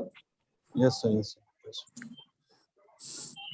अब बात आती है यहाँ पर आइडेंटिफायर्स आप क्रिएट कैसे करेंगे। तो आइडेंटिफायर क्रिएशन के लिए हमें दो चीजें फॉलो करनी होती हैं, जो कि ऑलरेडी हम एक दो बार और डिस्कस कर चुके हैं। और वो चीजें क्या है, आपको पहली चीज जो फॉलो करनी है दैट इज सर्टेन रूल्स। तो रूल्स आपके सामने दिख रहे होंगे।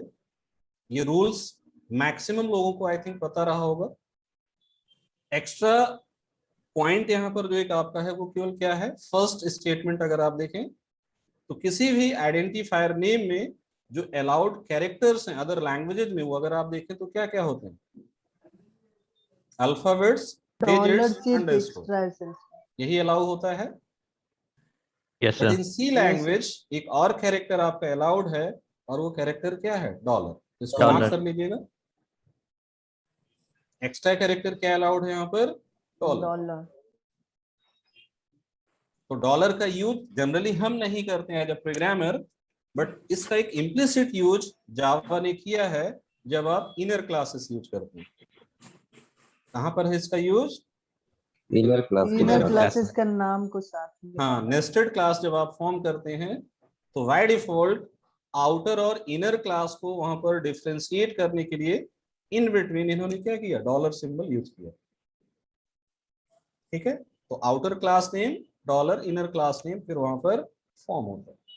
तो वो एक स्पेशल केस है जहां पर डॉलर आप यूज नहीं करते, बट इम्प्लिसिटली वो अप्लाई होता है। बाकी आप इसे यूज भी कर सकते हैं, बट हम कहीं पर भी इसको यूज नहीं करते। सेकेंड डे के प्रोग्राम में आया था सर, जब टेस्ट डाले थे आप। हाँ, तो वहां पर इनर क्लास हमने बनाया था, इस वजह से वो फाइल नेम में आपको दिख रहा था। Yes sir. ठीक है।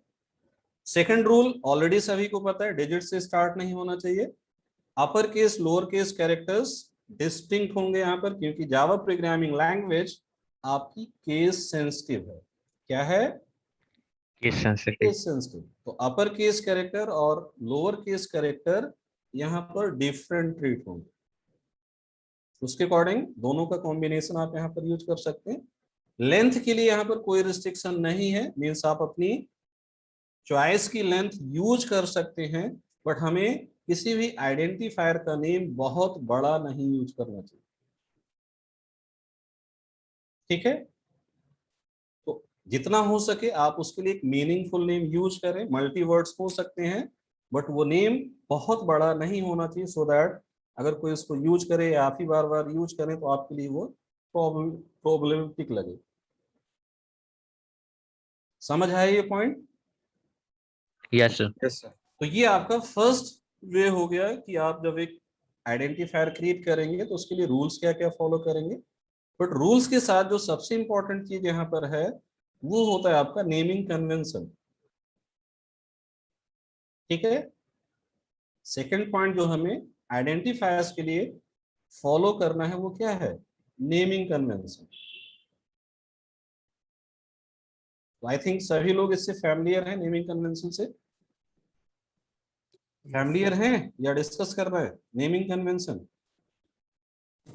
नेम जैसे लोअर केस अपर केस से रखते हैं वही। हाँ देख लीजिए, यहाँ पर थोड़ा सा हम ब्रीफ कर देते हैं। तो नेमिंग कन्वेंशन जब आप यहाँ पर यूज करते हैं उसको आप कुछ ऐसे समझ सकते हैं। सपोज हम एक आइडेंटिफायर क्रिएट कर रहे हैं और उस आइडेंटिफायर का नेम हम यहाँ पर यूज करते हैं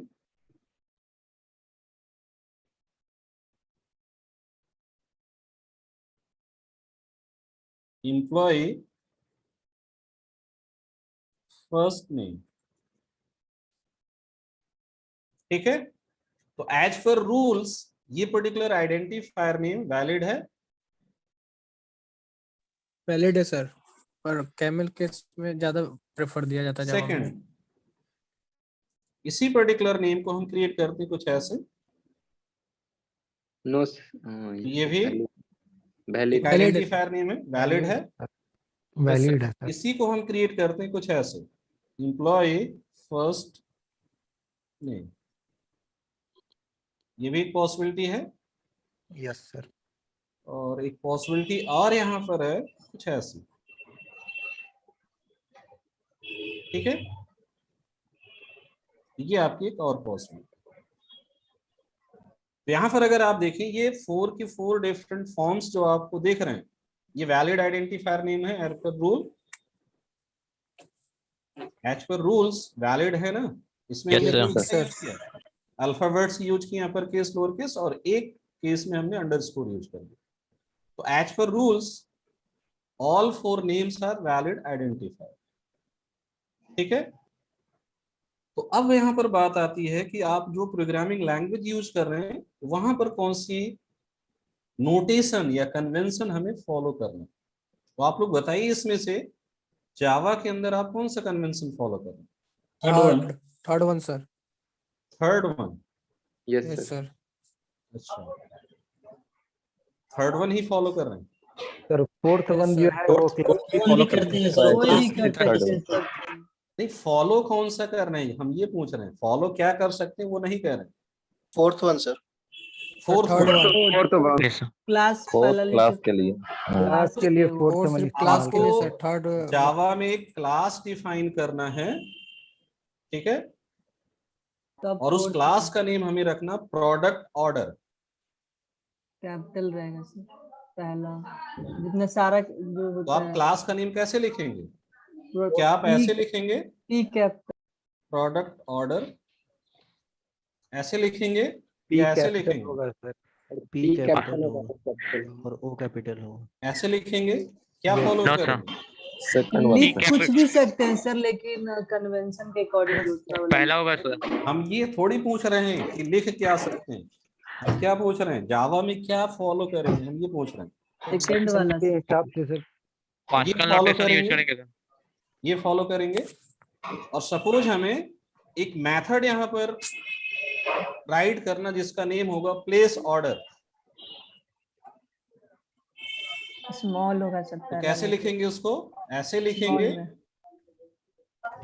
या फिर ऐसे हाँ। लिखेंगे नहीं फर्स्ट वन होगा सर, या फिर ऐसे पहला लिखेंगे? वाला सर। First one. कौन सा फॉलो करेंगे? कैमल पहला केस वाला वाला सर। फर्स्ट वन इसके लिए भी यहाँ पर ऐसे लिख देते हैं प्रोडक्ट ऑर्डर, प्रोडक्ट ऑर्डर। तो ये 3 पॉसिबल नेम्स हमने यहाँ लिखे हैं।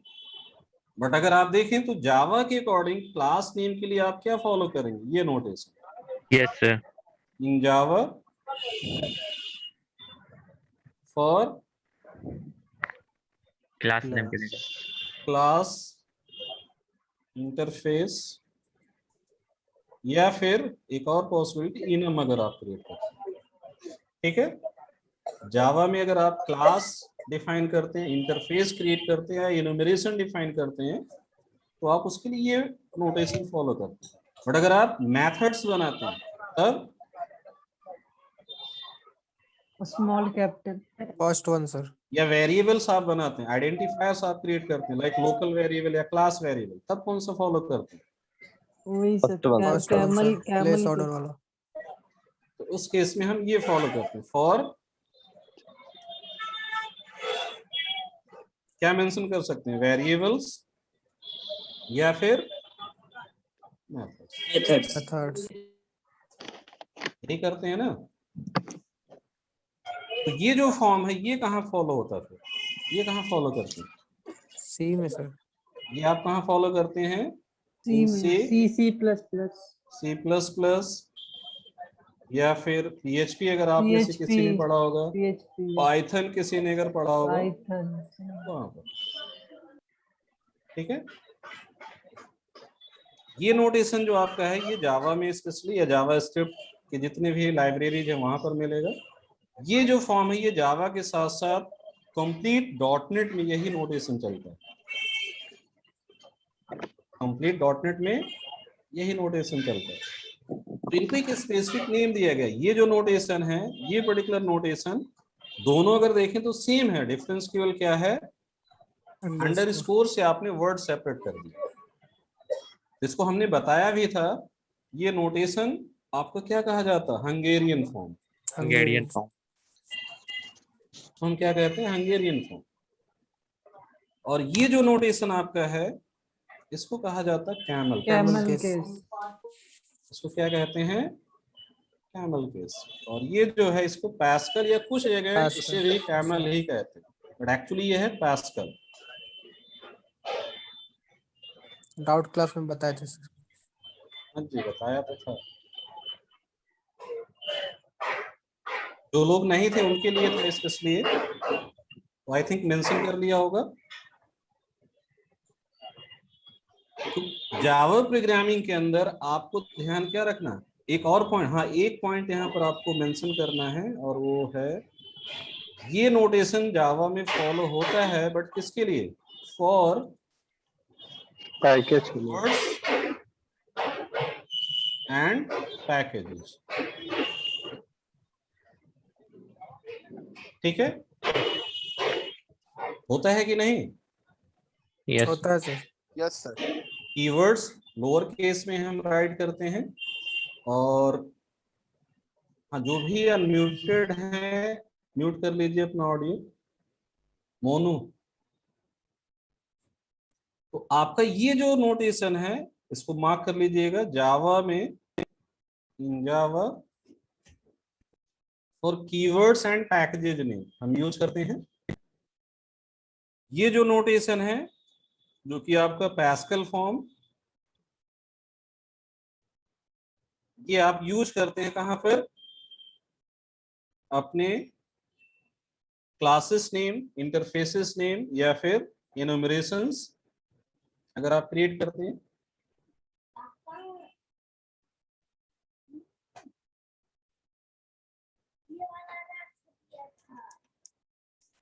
ठीक है, अब्दुल्ला क्या कह रहे हैं, समझ नहीं है? सर सी हैज में पास्कल नोटेशन यूज होता है ना सर, केस यूज होता है सर, उसका दे दीजिए उसमें एग्जांपल डॉटनेट में लिख लिखा तो दीजिए ये सबका देखिए, लिख। डॉटनेट लिख दिया ना। यस सर, यस डॉटनेट का मतलब सी हैश हो गया। ठीक, okay sir, okay sir. Dot net mean C hash. Sir ये नहीं पता था। C sharp. डॉटनेट पूरा फ्रेमवर्क हमने यहाँ, जैसे जावा का मतलब हमने जावा प्रोग्रामिंग थोड़ी मेंशन किया है, जावा का मतलब कोर एडवांस या जो भी लाइब्रेरीज की यूज करेंगे हर जगह यही आपको फॉलो करना। ठीक, जी सर। तो डॉटनेट में नंबर ऑफ लैंग्वेजेज आपको मिलेंगी, तो हर लैंग्वेज के लिए आपका ये कन्वेंशन मिलेगा।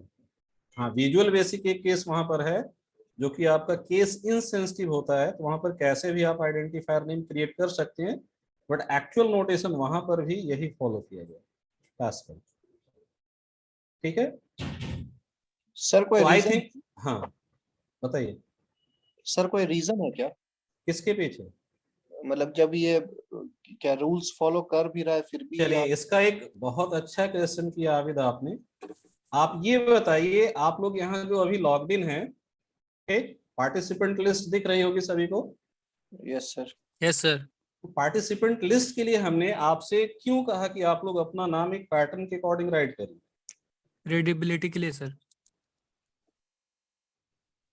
बताइए। रीडेबिलिटी के लिए। रीडेबिलिटी के लिए सर। रीडेबिलिटी के लिए इंफॉर्मेशन अभी भी सभी लोग वो आसानी पैटर्न से फॉलो नहीं कर पहचाना रहे हैं, जाए। बट अगर Easy सारे to लोग वो understand, पैटर्न sir. फॉलो करें तो हमें अगर यहाँ पर ये देखना हो कौन अटेंड नहीं कर रहा, हमारे लिए 2 सेकंड का काम है ना? Yes sir. Yes sir. क्यों? क्योंकि रीडेबल है आपका सर। पूरा सीक्वेंस मैच हो जाएगा आपके पीआरएन के अकॉर्डिंग, हो जाएगा ना? यस क्योंकि सर। सबका जो पैटर्न है वो यूनिफॉर्म दिखेगा। तो अगर यूनिफॉर्म दिखेगा तो हमें सारा डेटा सीक्वेंस में मिलेगा, तो हमारे लिए रीडेबिलिटी क्या हो जाएगी? बेटर हो जाएगी। बट इसमें भी अभी आप देखते होंगे बहुत लोग वो पैटर्न नहीं फॉलो कर रहे। लाइक अमित राज सबसे ऊपर आ रहे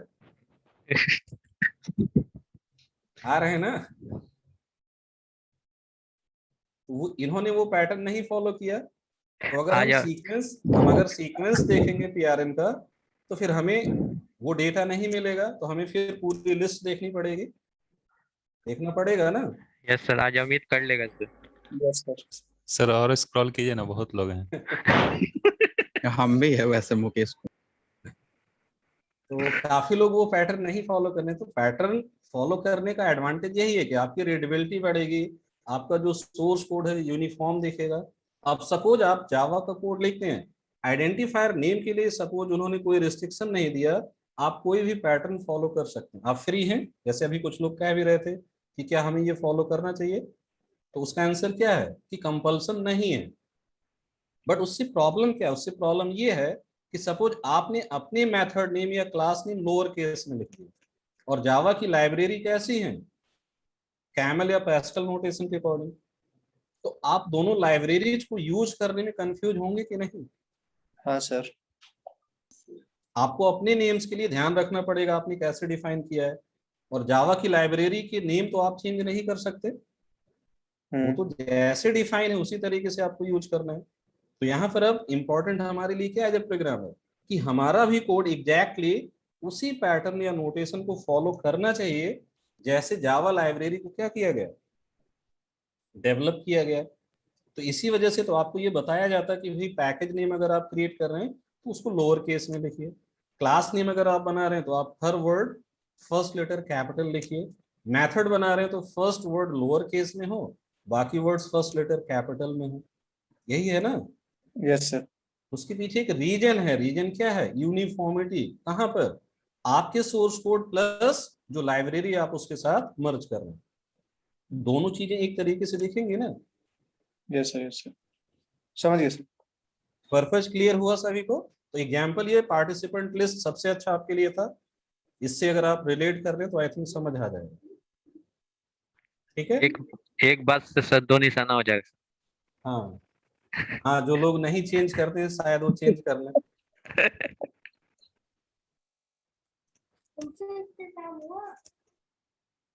ठीक है, आगे बढ़े। Yes sir. कन्वेंशन समझ आ गया सभी को? तो किसी भी आइडेंटिफायर को क्रिएट करते समय आपको 2 चीजें ध्यान रखनी है। फर्स्ट, जो रूल्स हैं उसके लिए क्या हम उन रूल्स को फॉलो कर रहे हैं, वायलेट तो नहीं कर रहे हैं कोई रूल। और दूसरा, आप मेथड बना रहे हैं, क्लास बना रहे हैं या वेरिएबल फॉर्म क्रिएट कर रहे हैं, उसके अकॉर्डिंग आप उसको एक नेम दें। तो वेरिएबल्स के लिए आपको यहाँ पर जो ऑप्शन हमने दिखाया उसके अकॉर्डिंग वर्क करना है। क्लासेस इंटरफेसेस के लिए आपको पैस्कल नोटेशन यूज करना है। मेथड्स के लिए आपको कैमल केस फॉलो करना है। तो ये कन्वेंशन अगर आपको याद रहेगा, आप देख सकते हैं इसकी हेल्प से किसी लाइब्रेरी को अगर यूज करें, जैसे हमने सपोज आपसे कहा कि आपको एक मेथड कॉल करना स्ट्रिंग का टू अपर केस, तो अब आप उसे कैसे लिखना चाहेंगे? अब टू अपर केस में आपको पहले क्या डिसाइड करना, कितने वर्ड्स हैं। और उन वर्ड्स को हम कैमल के अकॉर्डिंग कैसे राइट करेंगे, यही इतना ध्यान रखना है ना। Yes sir. तो ये काफी हेल्पफुल होगा आपकी लाइब्रेरीज को यूज करने में। बट अगर आप इसको नहीं ध्यान रखेंगे तो आपको क्या करना पड़ेगा, एक्चुअल नेम जाके देखना पड़ेगा वो कैसे डिफाइन करना पड़ेगा कि नहीं।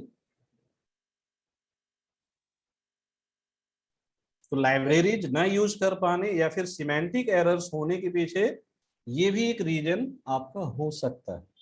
अगर आपको ये कन्वेंशन पता है आपकी लैंग्वेज के लिए क्या फॉलो हो रहा है, तो आप उनकी लाइब्रेरीज को यूज करने में सिमेंटिक एरर्स नहीं करेंगे। क्या नहीं करेंगे?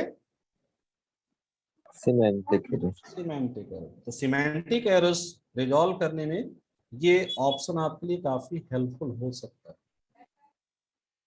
ठीक है।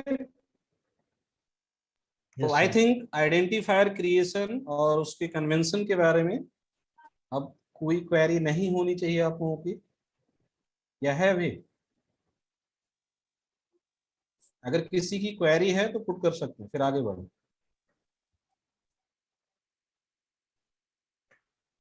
Anyone having any query?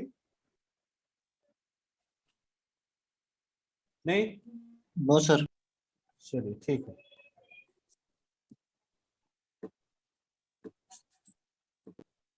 तो लिटरल्स ऑलरेडी हम डिस्कस कर चुके हैं, ठीक है, इसको डिस्कस करने की जरूरत नहीं है। आप वो पीडीएफ एक बार देख लीजिएगा, integer, literals, floating point, character, string और बूलियन, वहां पर आपको इसका डिटेल मिल जाएगा। इसके बाद यहाँ पर एक इंपॉर्टेंट पॉइंट जो आपको थोड़ा सा देखना है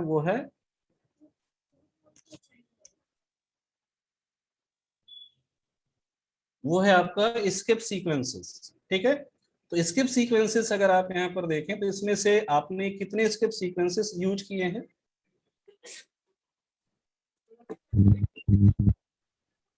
N first 3 sir. First 3 R F. Yes sir. और लास्ट 3? ये सब भी किए हैं। पीछे वाला भी। फाइल के एड्रेस के लिए लास्ट 3 नहीं किए? लास्ट 3 सर, जैसे अभी हम आपसे कहें कि चंद्र प्रकाश जी अपना नाम डबल कोट्स में प्रिंट करवाइए, कैसे कराएंगे? हमें आपका नाम आपको स्क्रीन पर डिस्प्ले करना है और वो कैसा दिखना चाहिए। यहां जैसे हम लिख रहे हैं ऐसे डबल कोट्स के अंदर चंद्र प्रकाश, तो ये ऐसे ही पूरा डेटा कैसे दिखेगा, कैसे दिखा पाएंगे? क्या पता सर। क्या पता? सिंगल कोट्स का इस्तेमाल करके सर। तो यहाँ पर आउटपुट प्रिंटिंग के लिए हम क्या करते हैं, ये स्टेटमेंट अगर हम राइट करें, भी ये तो बहुत छोटी चीज है, डबल कोट्स की जगह सर तभी सिंगल ये वर्क कोट्स नहीं किया है। नहीं सर। अगर यहाँ पर हम ऐसे कहें आपसे कि भाई डबल कोट्स के अंदर आप ये वैल्यू प्रिंट करवाइए, तो इम्प्लिसिटली तो आप ये वैल्यू पास कर देंगे। ठीक? Yes sir. बट इससे होगा क्या? इससे होगा ये कि आपका जो डेटा आपको डिस्प्ले होगा वो कुछ ऐसा डिस्प्ले होगा। देखिए यहाँ पर कैसे डिस्प्ले होता है, कहाँ पर प्रॉब्लम आ गई? अच्छा एक मिनट, बस ये स्टेटमेंट केवल आपको याद रखना है।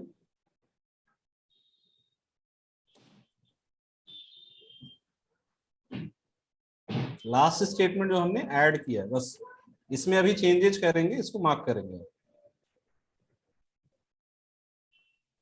स्पेशली वो लोग जिन्हें नहीं पता है।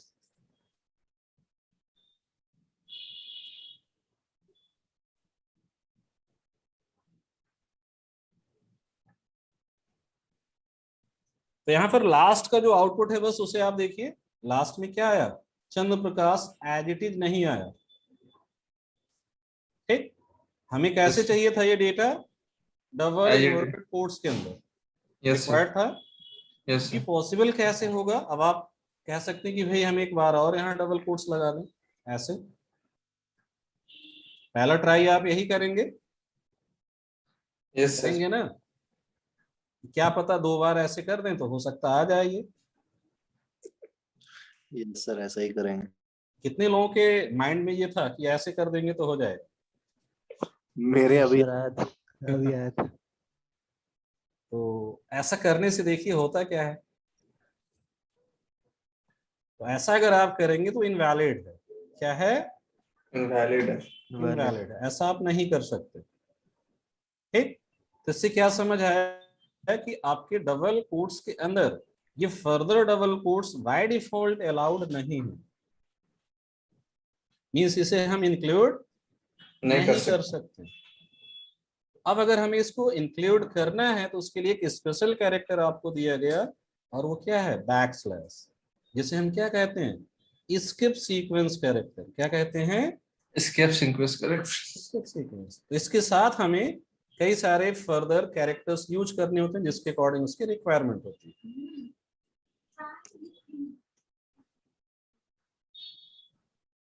ठीक है, तो यहाँ पर हमने बैकस्लैश लगा दिया। अब जैसे बैकस्लैश यहाँ पर आप लगाएंगे तो आप देख सकते हैं आपको डिजायर्ड आउटपुट मिल जाएगा। लास्ट आउटपुट देखिए अब, तो चंद्र प्रकाश जी डबल कोट्स के अंदर आ गए। डिस्प्ले हो रहा है। ठीक है,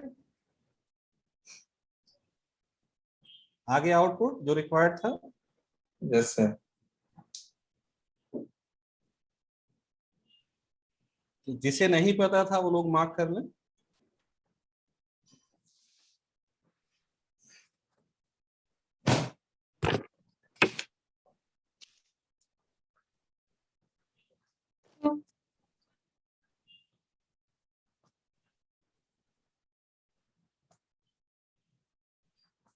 मेंशन कर लिया?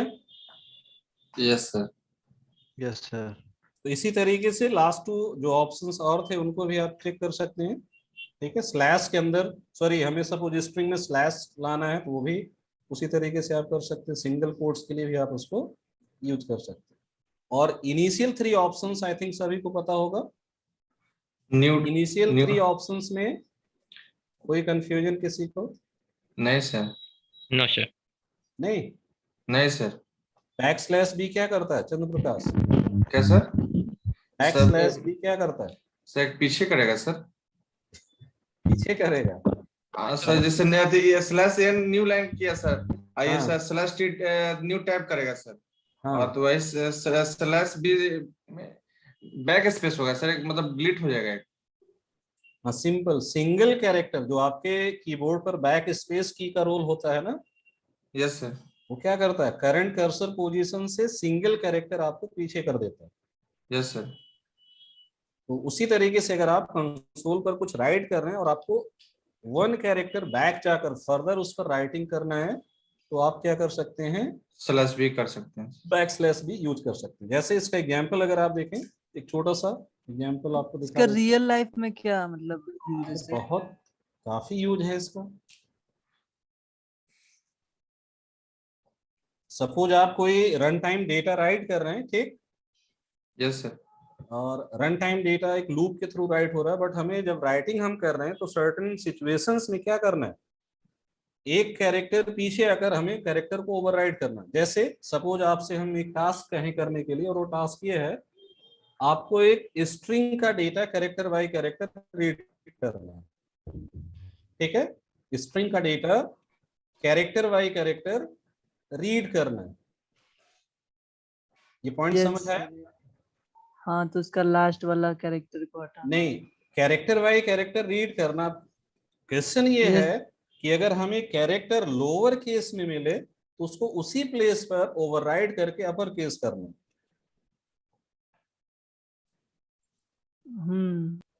समझ आया? You have to read character. जैसे मान लीजिए हम चंद्र प्रकाश ही रीड कर रहे हैं तो कैपिटल सी जब हमने रीड किया तो हमने कैपिटल सी तो डिस्प्ले कर दिया, कैपिटल सी हमने डिस्प्ले कर दिया। अब नेक्स्ट कैरेक्टर हमारा क्या आएगा? स्मॉल एच आएगा। बट स्मॉल एच जैसे यूजर को दिखे तो फिर वहीं पर वो क्या होना चाहिए? डिलीट होकर उसकी जगह क्या दिखना चाहिए? Capital H. कैपिटल। ये कैसे पॉसिबल होगा? सर कैरेट के साथ तो कर सकते हैं, dot to upper case method pass कर देंगे। टू अपर करेंगे, हमें उस वो तो position स्ट्रिंग भी मेथड हो गया। डिस्प्ले internally करना, यही बस हमें क्या implement करना है, होगा ना। डिस्प्ले करना है डेटा। हाँ, और उसका भी लॉजिक कुछ ऐसा ही इम्प्लीमेंट होगा इंटर। तो आपको क्या करना होगा, स्मॉल h की जो वैल्यू है उससे हम क्या करेंगे, -32 करेंगे, हमें अपर केस मिल जाएगा।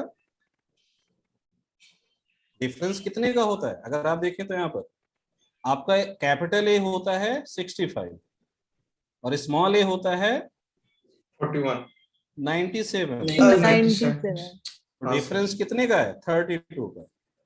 डिफरेंस कितने का है, 32 का। 32 का। तो अगर आपको अपर केस से लोअर केस करना है या लोअर केस से अपर केस करना है तो +32 या -32 का लॉजिक अप्लाई करना पड़ता है। यस। तो आप देख सकते हैं वहां पर ऐसा एक वर्क अगर हमें करना है कि जो डेटा डिस्प्ले हो रहा है वो अगर लोअर केस में आ रहा है तो हमें लोअर केस दिखाना तो है, बट दिखाने के जस्ट बाद उसको क्या करना है, अपर केस में कन्वर्ट करना है। तो आप एक थ्रेड से ये वर्क कर सकते हैं बहुत इजीली। थ्रेड पता है ना, थ्रेड पता है सभी को? Yes sir. चलिए अभी थ्रेड का एक छोटा सा एग्जांपल आपको दिखाते हैं। समझ आया \b का यूज क्या हो सकता है? यस सर, यस समझ में आ रहा है। तो यहाँ पर उसका एक छोटा सा एग्जांपल केवल हम एक वैल्यू प्रिंट करके आपको दिखाते हैं, उससे आप उसको रिलेट कर पाएंगे। सपोज हमने यहाँ पर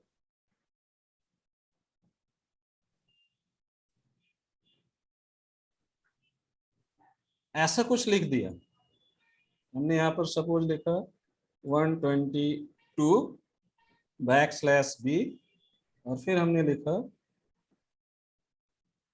5। ठीक है, इसका आउटपुट प्रेडिक्ट कर सकते हैं क्या आएगा, ये हटा देते हैं।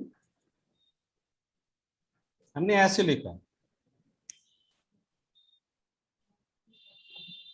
इसका आउटपुट क्या आना चाहिए? अगर आप चेक करेंगे तो यहाँ पर आउटपुट क्या आएगा, 125 सर। 125। 125 क्यों आया? बट अगर आप देखें यहाँ 122 पास किया था तो ये \b क्या करेगा, 2 ये को हटा के कैरेक्टर 5 कर देगा। हाँ, यहाँ पर कुछ राइट ना होकर वो क्या करेगा, कर्सर को 1 पोजीशन पीछे सेट कर देगा। मीन्स हमारा कर्सर मूव होकर कहाँ आ जाएगा, 2 पर, और 2 पर फिर राइट क्या हो जाएगा, 5। तो आउटपुट क्या आएगा यहाँ पर, देखिए इसको।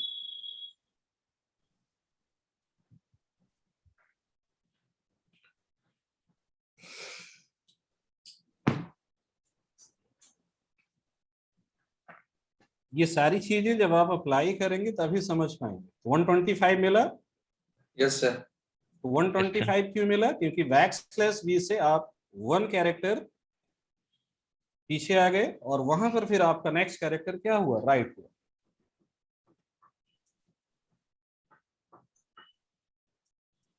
ठीक है, बाकी \t और \n तो सभी को पता, उसमें तो दिक्कत नहीं है। नहीं सर। ठीक, तो एक जो यहाँ पर इंपॉर्टेंट ऑप्शन आपका है कैरेज रिटर्न, उसका यूज पता है किसी को?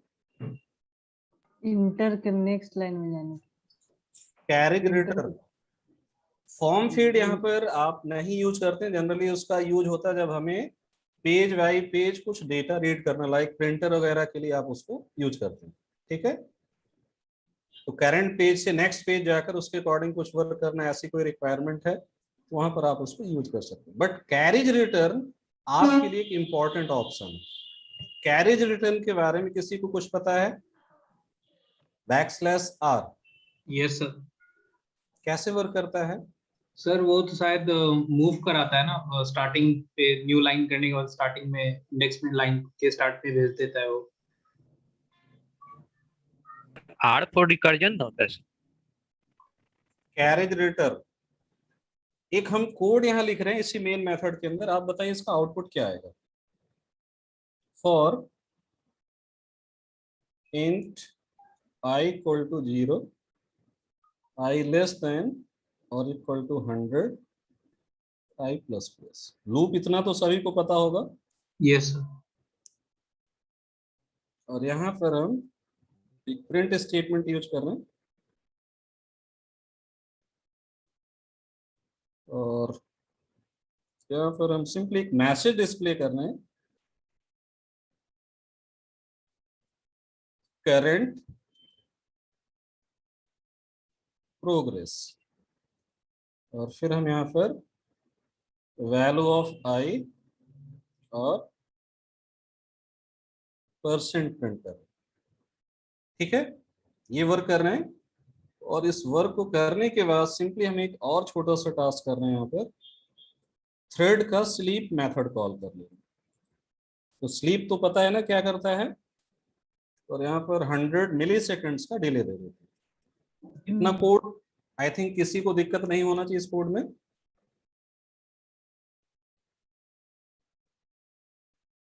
इस कोड में किसी को प्रॉब्लम है कुछ? नहीं सर। नहीं सर। ठीक है, तो यहाँ पर अभी ये कोड फिलहाल आपका कंपाइल होगा या नहीं होगा? हो जाएगा। हो जाएगा। ये कोड अभी फिलहाल कंपाइल नहीं होगा।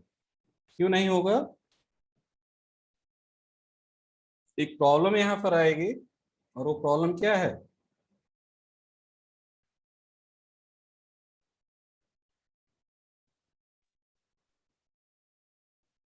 अच्छा, यहाँ पर आई थिंक हमने यूज किया है। Problem is sleep sir, 100 second के बाद। ठीक है, ठीक है, तो मैंने अभी अप्लाई किया था इसमें एक स्टेटमेंट। एक प्रॉब्लम यहाँ पर आएगी, बट हमने आई थिंक यहाँ पर अप्लाई किया है, वो ऊपर देखना पड़ेगा। हाँ, हमने एक थ्रोज स्टेटमेंट यहाँ पर ऐड कर दिया है मेन के साथ। ठीक है, कुछ हम कर रहे थे यहाँ पर, तो वो यूज करना पड़ा था। इंटरप्टेड एक्सेप्शन आता है ना आपका, इंपोर्ट कुछ नहीं करना, क्योंकि अभी हम सारी चीजें लैंग पैकेज के अकॉर्डिंग ही यूज कर रहे हैं, और वो इम्प्लिसिटली आपको मिल जाता है। बट स्लीप मेथड जो थर्ड क्लास का आप यूज करते हैं, उसके लिए ट्राई कैच या हमें इंटरप्टेड एक्सेप्शन को क्या करना पड़ता है? थ्रोज कराना पड़ता है। ये पता है ना? कल किसी का जो एक क्वेरी था, आप देख सकते हैं हमने वहां स्लीप कॉल किया, बट ट्राई कैच नहीं लगाया।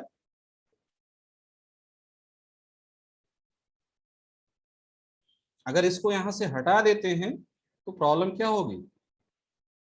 सपोज हमने यहां से थ्रोज हटा दिया और फिर इस कोड को कंपाइल करते हैं, तो इस केस में क्या ये कोड कंपाइल होगा? नहीं सर। अब ये कोड आपका कंपाइल नहीं होगा, एरर आएगी। ठीक है, एरर क्या है? इंटरप्टेड एक्सेप्शन वहां से रेज होने का चांस है, क्योंकि आपने स्लीप मेथड कॉल किया। इसका सॉल्यूशन क्या है? इसके दो सॉल्यूशंस हैं यहाँ पर। या तो आप उस स्लीप मेथड को जहां पर यूज कर रहे हैं वहां पर क्या करें? ट्राई कैच लगाएं और उस एक्सेप्शन को हैंडल करें, या फिर उसे अभी अगर आप बाईपास करना चाहते हैं तो आप अपने उस मेथड सिग्नेचर के साथ क्या करते हैं? थ्रोज कीवर्ड यूज करके उस एक्सेप्शन टाइप क्लास नेम को यूज कर लेते हैं।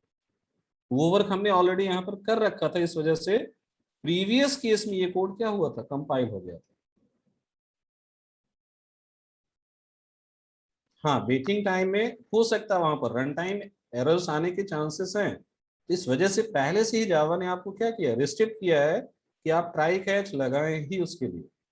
बट अगर आप नहीं लगाते हैं तो उसका एक ऑल्टरनेट ऑप्शन क्या है? आप थ्रोज के थ्रू उसको अभी फिलहाल इस मेथड के लिए स्किप कर सकते हैं। बट अगर एक्सेप्शन आएगी तो आपका प्रोग्राम एबनॉर्मली टर्मिनेट हो जाएगा, बट आपका कोड कंपाइल हो जाएगा। बस ये वर्क करने का ये बेनिफिट है, इससे हम कोड को क्या कर सकते हैं? कंपाइल कर सकते हैं। बट अगर आपने ये नहीं लगाया और ट्राई कैच भी नहीं यूज करते हैं तो आपका कोड कंपाइल नहीं होगा। समझ आया? ये पॉइंट आई थिंक समझ आ गया होगा सभी को, थ्रोज यहाँ पर क्यों लगाना पड़ा मेन के साथ, क्योंकि हम लोगों ने यहाँ बॉटम में अभी क्या किया है? स्लीप मेथड कॉल किया है थर्ड क्लास का। इसके लिए ट्राई कैच यहाँ पर होना चाहिए था, बट आपने नहीं लगाया, तो उसके लिए मेन के साथ आपने थ्रोज कीवर्ड यूज करके उस एक्सेप्शन को थ्रो किया। क्लियर?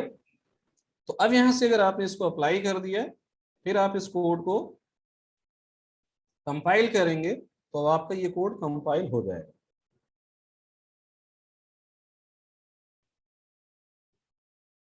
ठीक है, तो इसे रन भी कर सकते हैं।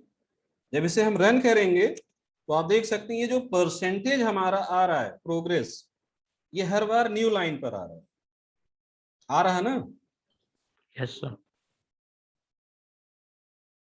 तो अब आपकी रिक्वायरमेंट सपोज ये है कि ये जो आउटपुट है जब तक ये 100% ना हो जाए नेक्स्ट लाइन पर नहीं जाना चाहिए। मींस उसी पोजीशन पर आपका मैसेज क्या होता रहे, ओवरराइड। ये कैसे पॉसिबल होगा? Carriage return system. ये पॉसिबल कैसे होगा? समझ आई सिचुएशन? और इसके बाद Yes, सपोज हमारा sir. एक वर्क यहाँ पर है और वो वर्क है, हमने यहाँ पर सपोज इसके बाद कुछ और वर्क किया है, मीन्स आपका एक टास्क यहाँ पर चल रहा है जिसमें कुछ टाइम लग रहा है, उसके अकॉर्डिंग आप एक मैसेज डिस्प्ले कर रहे हैं और फिर यहाँ पर आपने एक मैसेज दे दिया टास्क कंप्लीटेड। ठीक है, इससे पहले कुछ वर्क आपका था जो अभी आप देख रहे हैं आउटपुट में दिखा आपको, फिर यहाँ पर आपका एक टास्क हो रहा है जिसका प्रोग्रेस आप डिस्प्ले कर रहे हैं। ठीक है, और उसके बाद फिर आपका जब वर्क हो गया तो आपका ये टास्क कंप्लीटेड मैसेज आपको चाहिए। बट अब यहाँ पर कंडीशन क्या है हमारी कि ये जो प्रोग्रेस मैसेज है ये हर बार नया नहीं दिखना चाहिए हमें। क्वेश्चन समझ आया? Yes sir.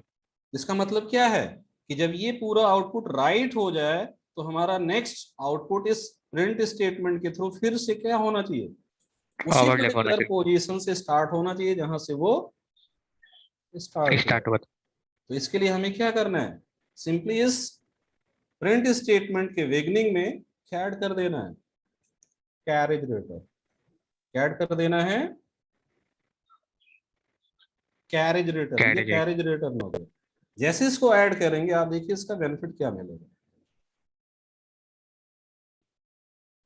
इसको क्लियर करते हैं।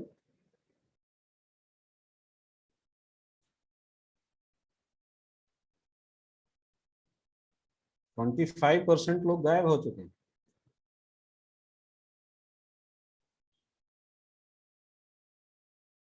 जिसका पढ़ा होगा थोड़ा ये जानता वही गायब होगा।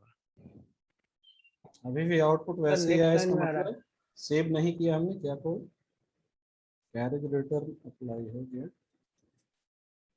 सेव करते हैं। प्रिंट एलन हटा दीजिए सर। प्रिंट एलन है क्या?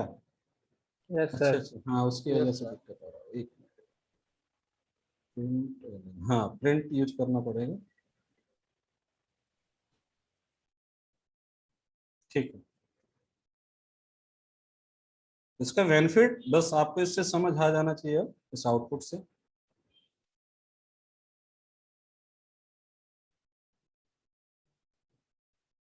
देखिए समझ आया कुछ यूज इसका? Yes sir.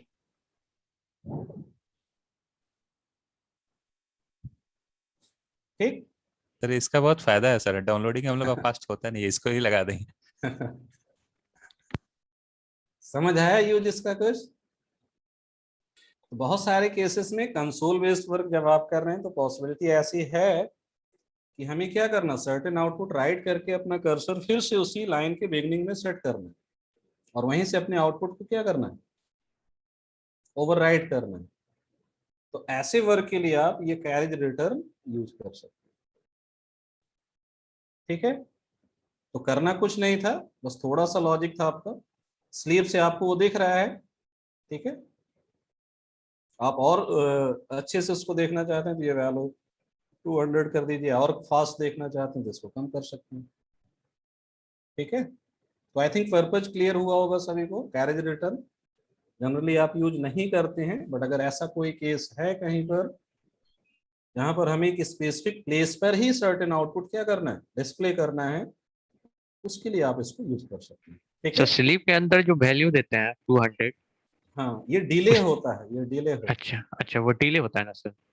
इसको आप ऐसे भी कर सकते हैं। सपोज हम ये ऐसे ना करके यहाँ पर ऐसे भी कर सकते थे, फॉर लूप लगा देते हैं हम यहाँ पर, int long i equal to 0, i less than, ऐसा कर दें, इससे भी हो जाएगा। ठीक है, ऐसा भी कर सकते हैं, बॉडी लेस लूप बना। सर 1000 का यूज कर रहे थे, 200 का मतलब क्या हुआ? 1000 का मतलब 1 सेकंड हो गया, तो डिले ज्यादा हो गया। अच्छा, और ये 200 का मतलब सर? मिली सेकंड, ये वैल्यू मिली सेकंड से। अच्छा, मिली सेकंड में, ओके सर।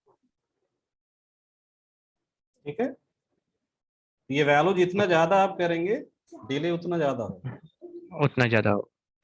ये एक बॉडी लेस लूप लगाकर भी आप देख सकते हैं। ठीक है जी, अगर हम 20 लिख देंगे तो 20 मतलब माइक्रो सेकंड हो जाएगा सर? हाँ, तो वो 20 मिली सेकंड हो गया, मीन्स बहुत कम टाइम आपने दिया, तो फिर वो जी, बहुत जी। तेज आपका वर्क करेगा। जैसे इसको अगर आप चेक करेंगे, इससे क्या होगा, काफी फास्ट वहां पर आउटपुट आपको दिखेगा। सर लूप वाला चेक कीजिए ना, क्या सर लूप वाला कंडीशन से चेक कीजिए ना। लूप वाले कंडीशन से? जी सर। हाँ, करते हैं, देखिए इतना फास्ट तो वर्क होता नहीं, कहीं होता है? नहीं सर, नहीं सर। 5G आ जाए तो क्या पता हो जाए डाउनलोडिंग वगैरह। Yes sir. हाँ, ये एक तरीका है डिले जनरेट करने का, बॉडी लेस लूप। ठीक है, वाइल से भी कर सकते हैं और फॉर से भी कर सकते हैं। देखिए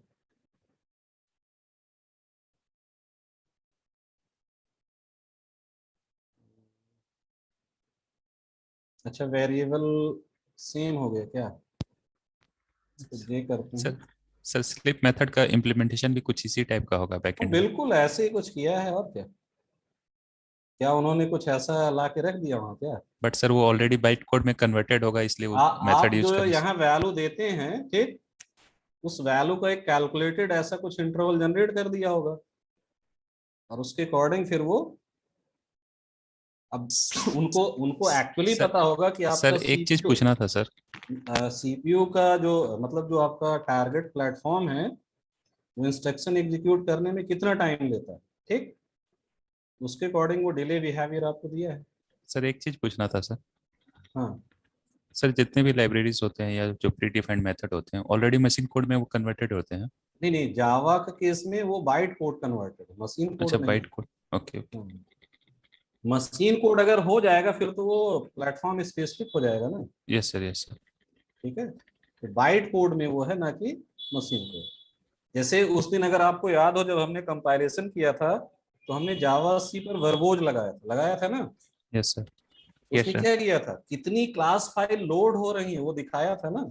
यस सर, यस सर। इसका मतलब क्या है कि वो जावा का बाइट कोड है। Yes sir, yes. यहाँ देखिए कोड कंपाइल हो गया, इसको रन करेंगे,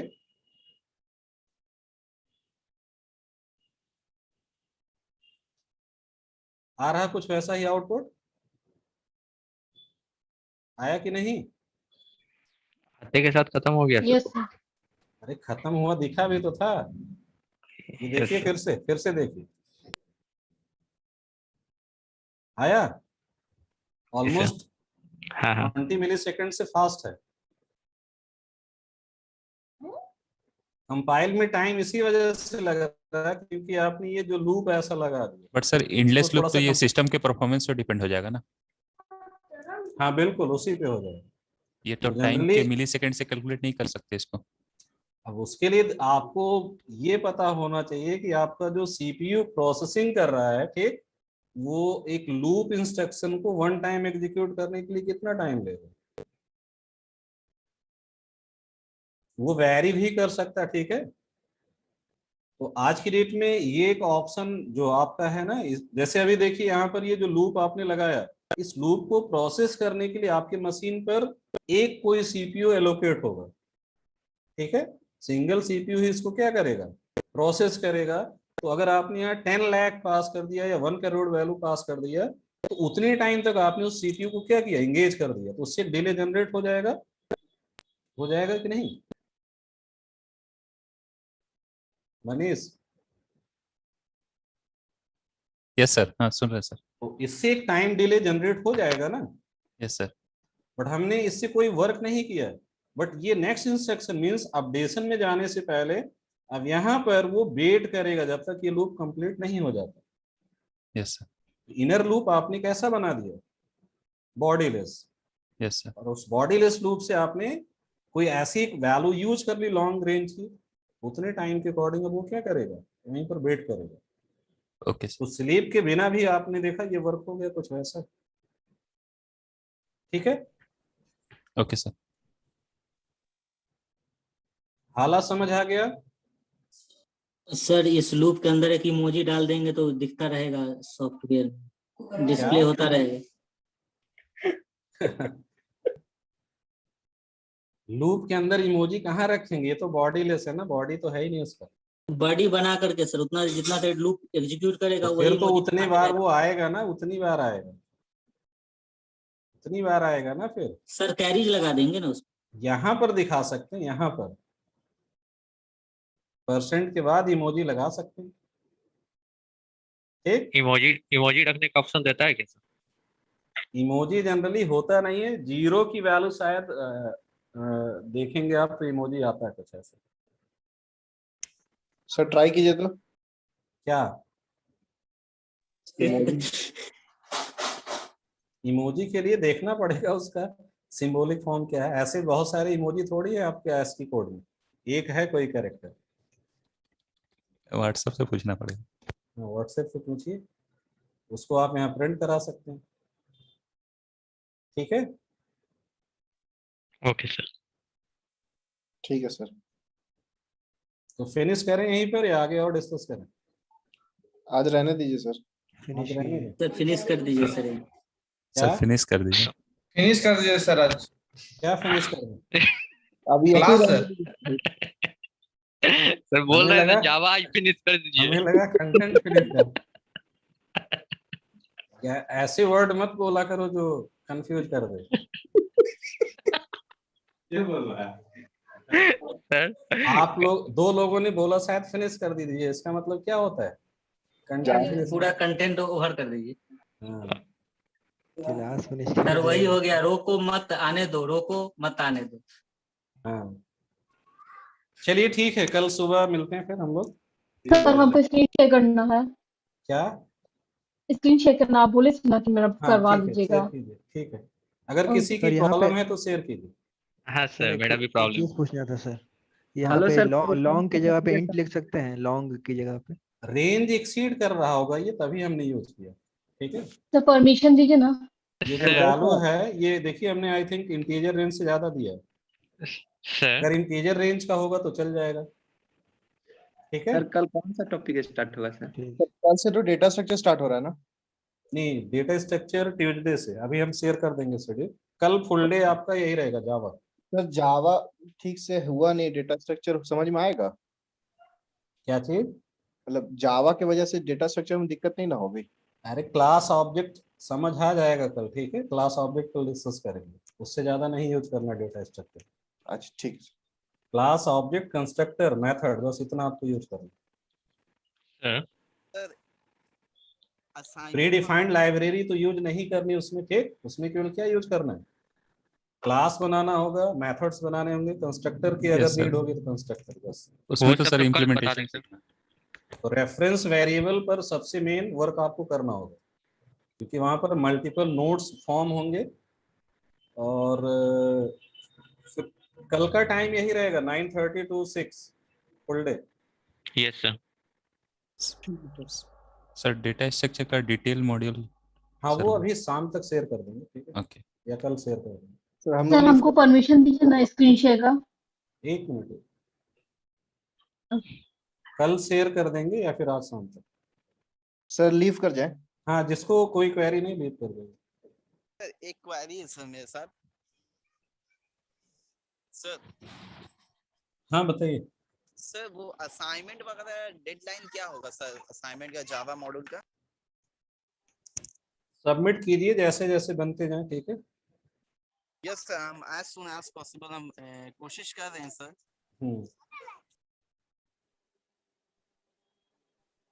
सर हाँ बताइए। कमांड लाइन पे गए थे ना, सर देखिए ना एक आप 1 मिनट रिमोट कंट्रोल हमें दीजिए।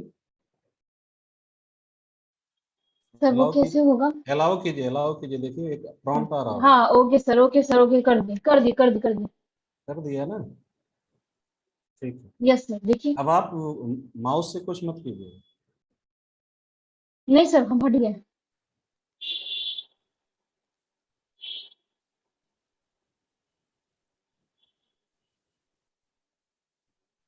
सर प्रोग्राम फाइल्स पे है, जावा, लेनोवो के ऊपर, जेडी के ऊपर। सब बिन पे आए। अब वेट करो ऊपर से है ना। Okay sir.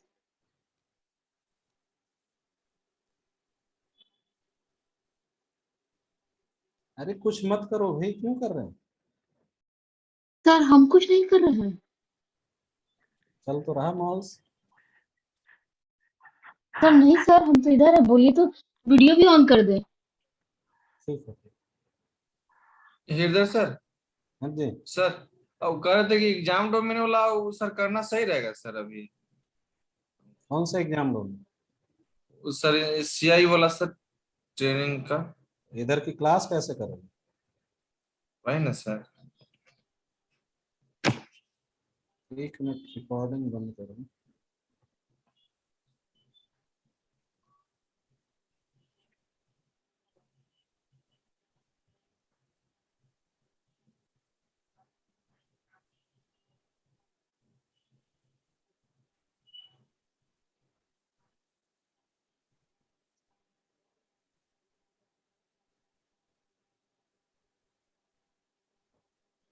साथ ऐड किया है ना शायद आपने? Yes sir. सर बिन नहीं है, बिन फोल्डर शायद नहीं। अच्छा बिन नहीं है, देखिए लास्ट में सर। बिन नहीं। तो सर बिन क्यों नहीं? क्योंकि कॉपी पेस्ट में तो जाना ना चाहिए सर। अरे नहीं आया है तो सामने तो दिख रहा है ना, और कहते हो आप लोग चल नहीं सर रहा है। हमको लगा कॉपी पेस्ट होगी तो वो भी पेस्ट पेस्ट हो चुका होगा। कॉपी पेस्ट तो पूरा कॉपी पेस्ट होता है ना सर। तो आपने कॉपी ही नहीं किया वहां के पास। सर किया था सर, देखिए आप भी तो किए ना अभी। अरे तुम सामने ही तो दिख रहा है ना कि आपने पेस्ट किया था। अब देखिए बिन दिख रहा है ना, हाँ सर। इससे पहले क्यों हाँ नहीं था? सर अब चलेगी। पहले क्यों नहीं था?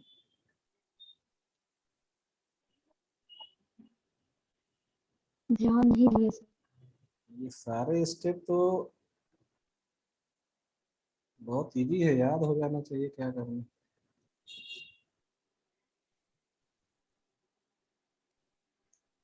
सीएमडी का शॉर्टकट से विंडोज प्लस आर है सर। विंडोज प्लस आर ही होता है। चल गया ना? चलिए sir, thank you. Yes sir, ठीक थैंक यू सर। ठीक जावा है। पी से कर लीजिए सर जैसा। अरे सब चलेगा, अब जावा पी जावा सी सब चलेगा। एक चल गया तो बाकी भी चलेगा। ठीक। सर लेकिन देखिए बिन नहीं था तो जावा लेकिन चल गया था उस टाइम।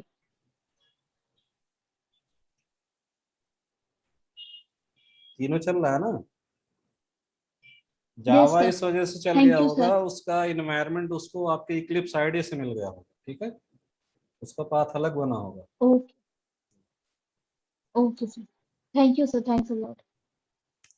ठीक है, शेयरिंग हटाइए। जी सर।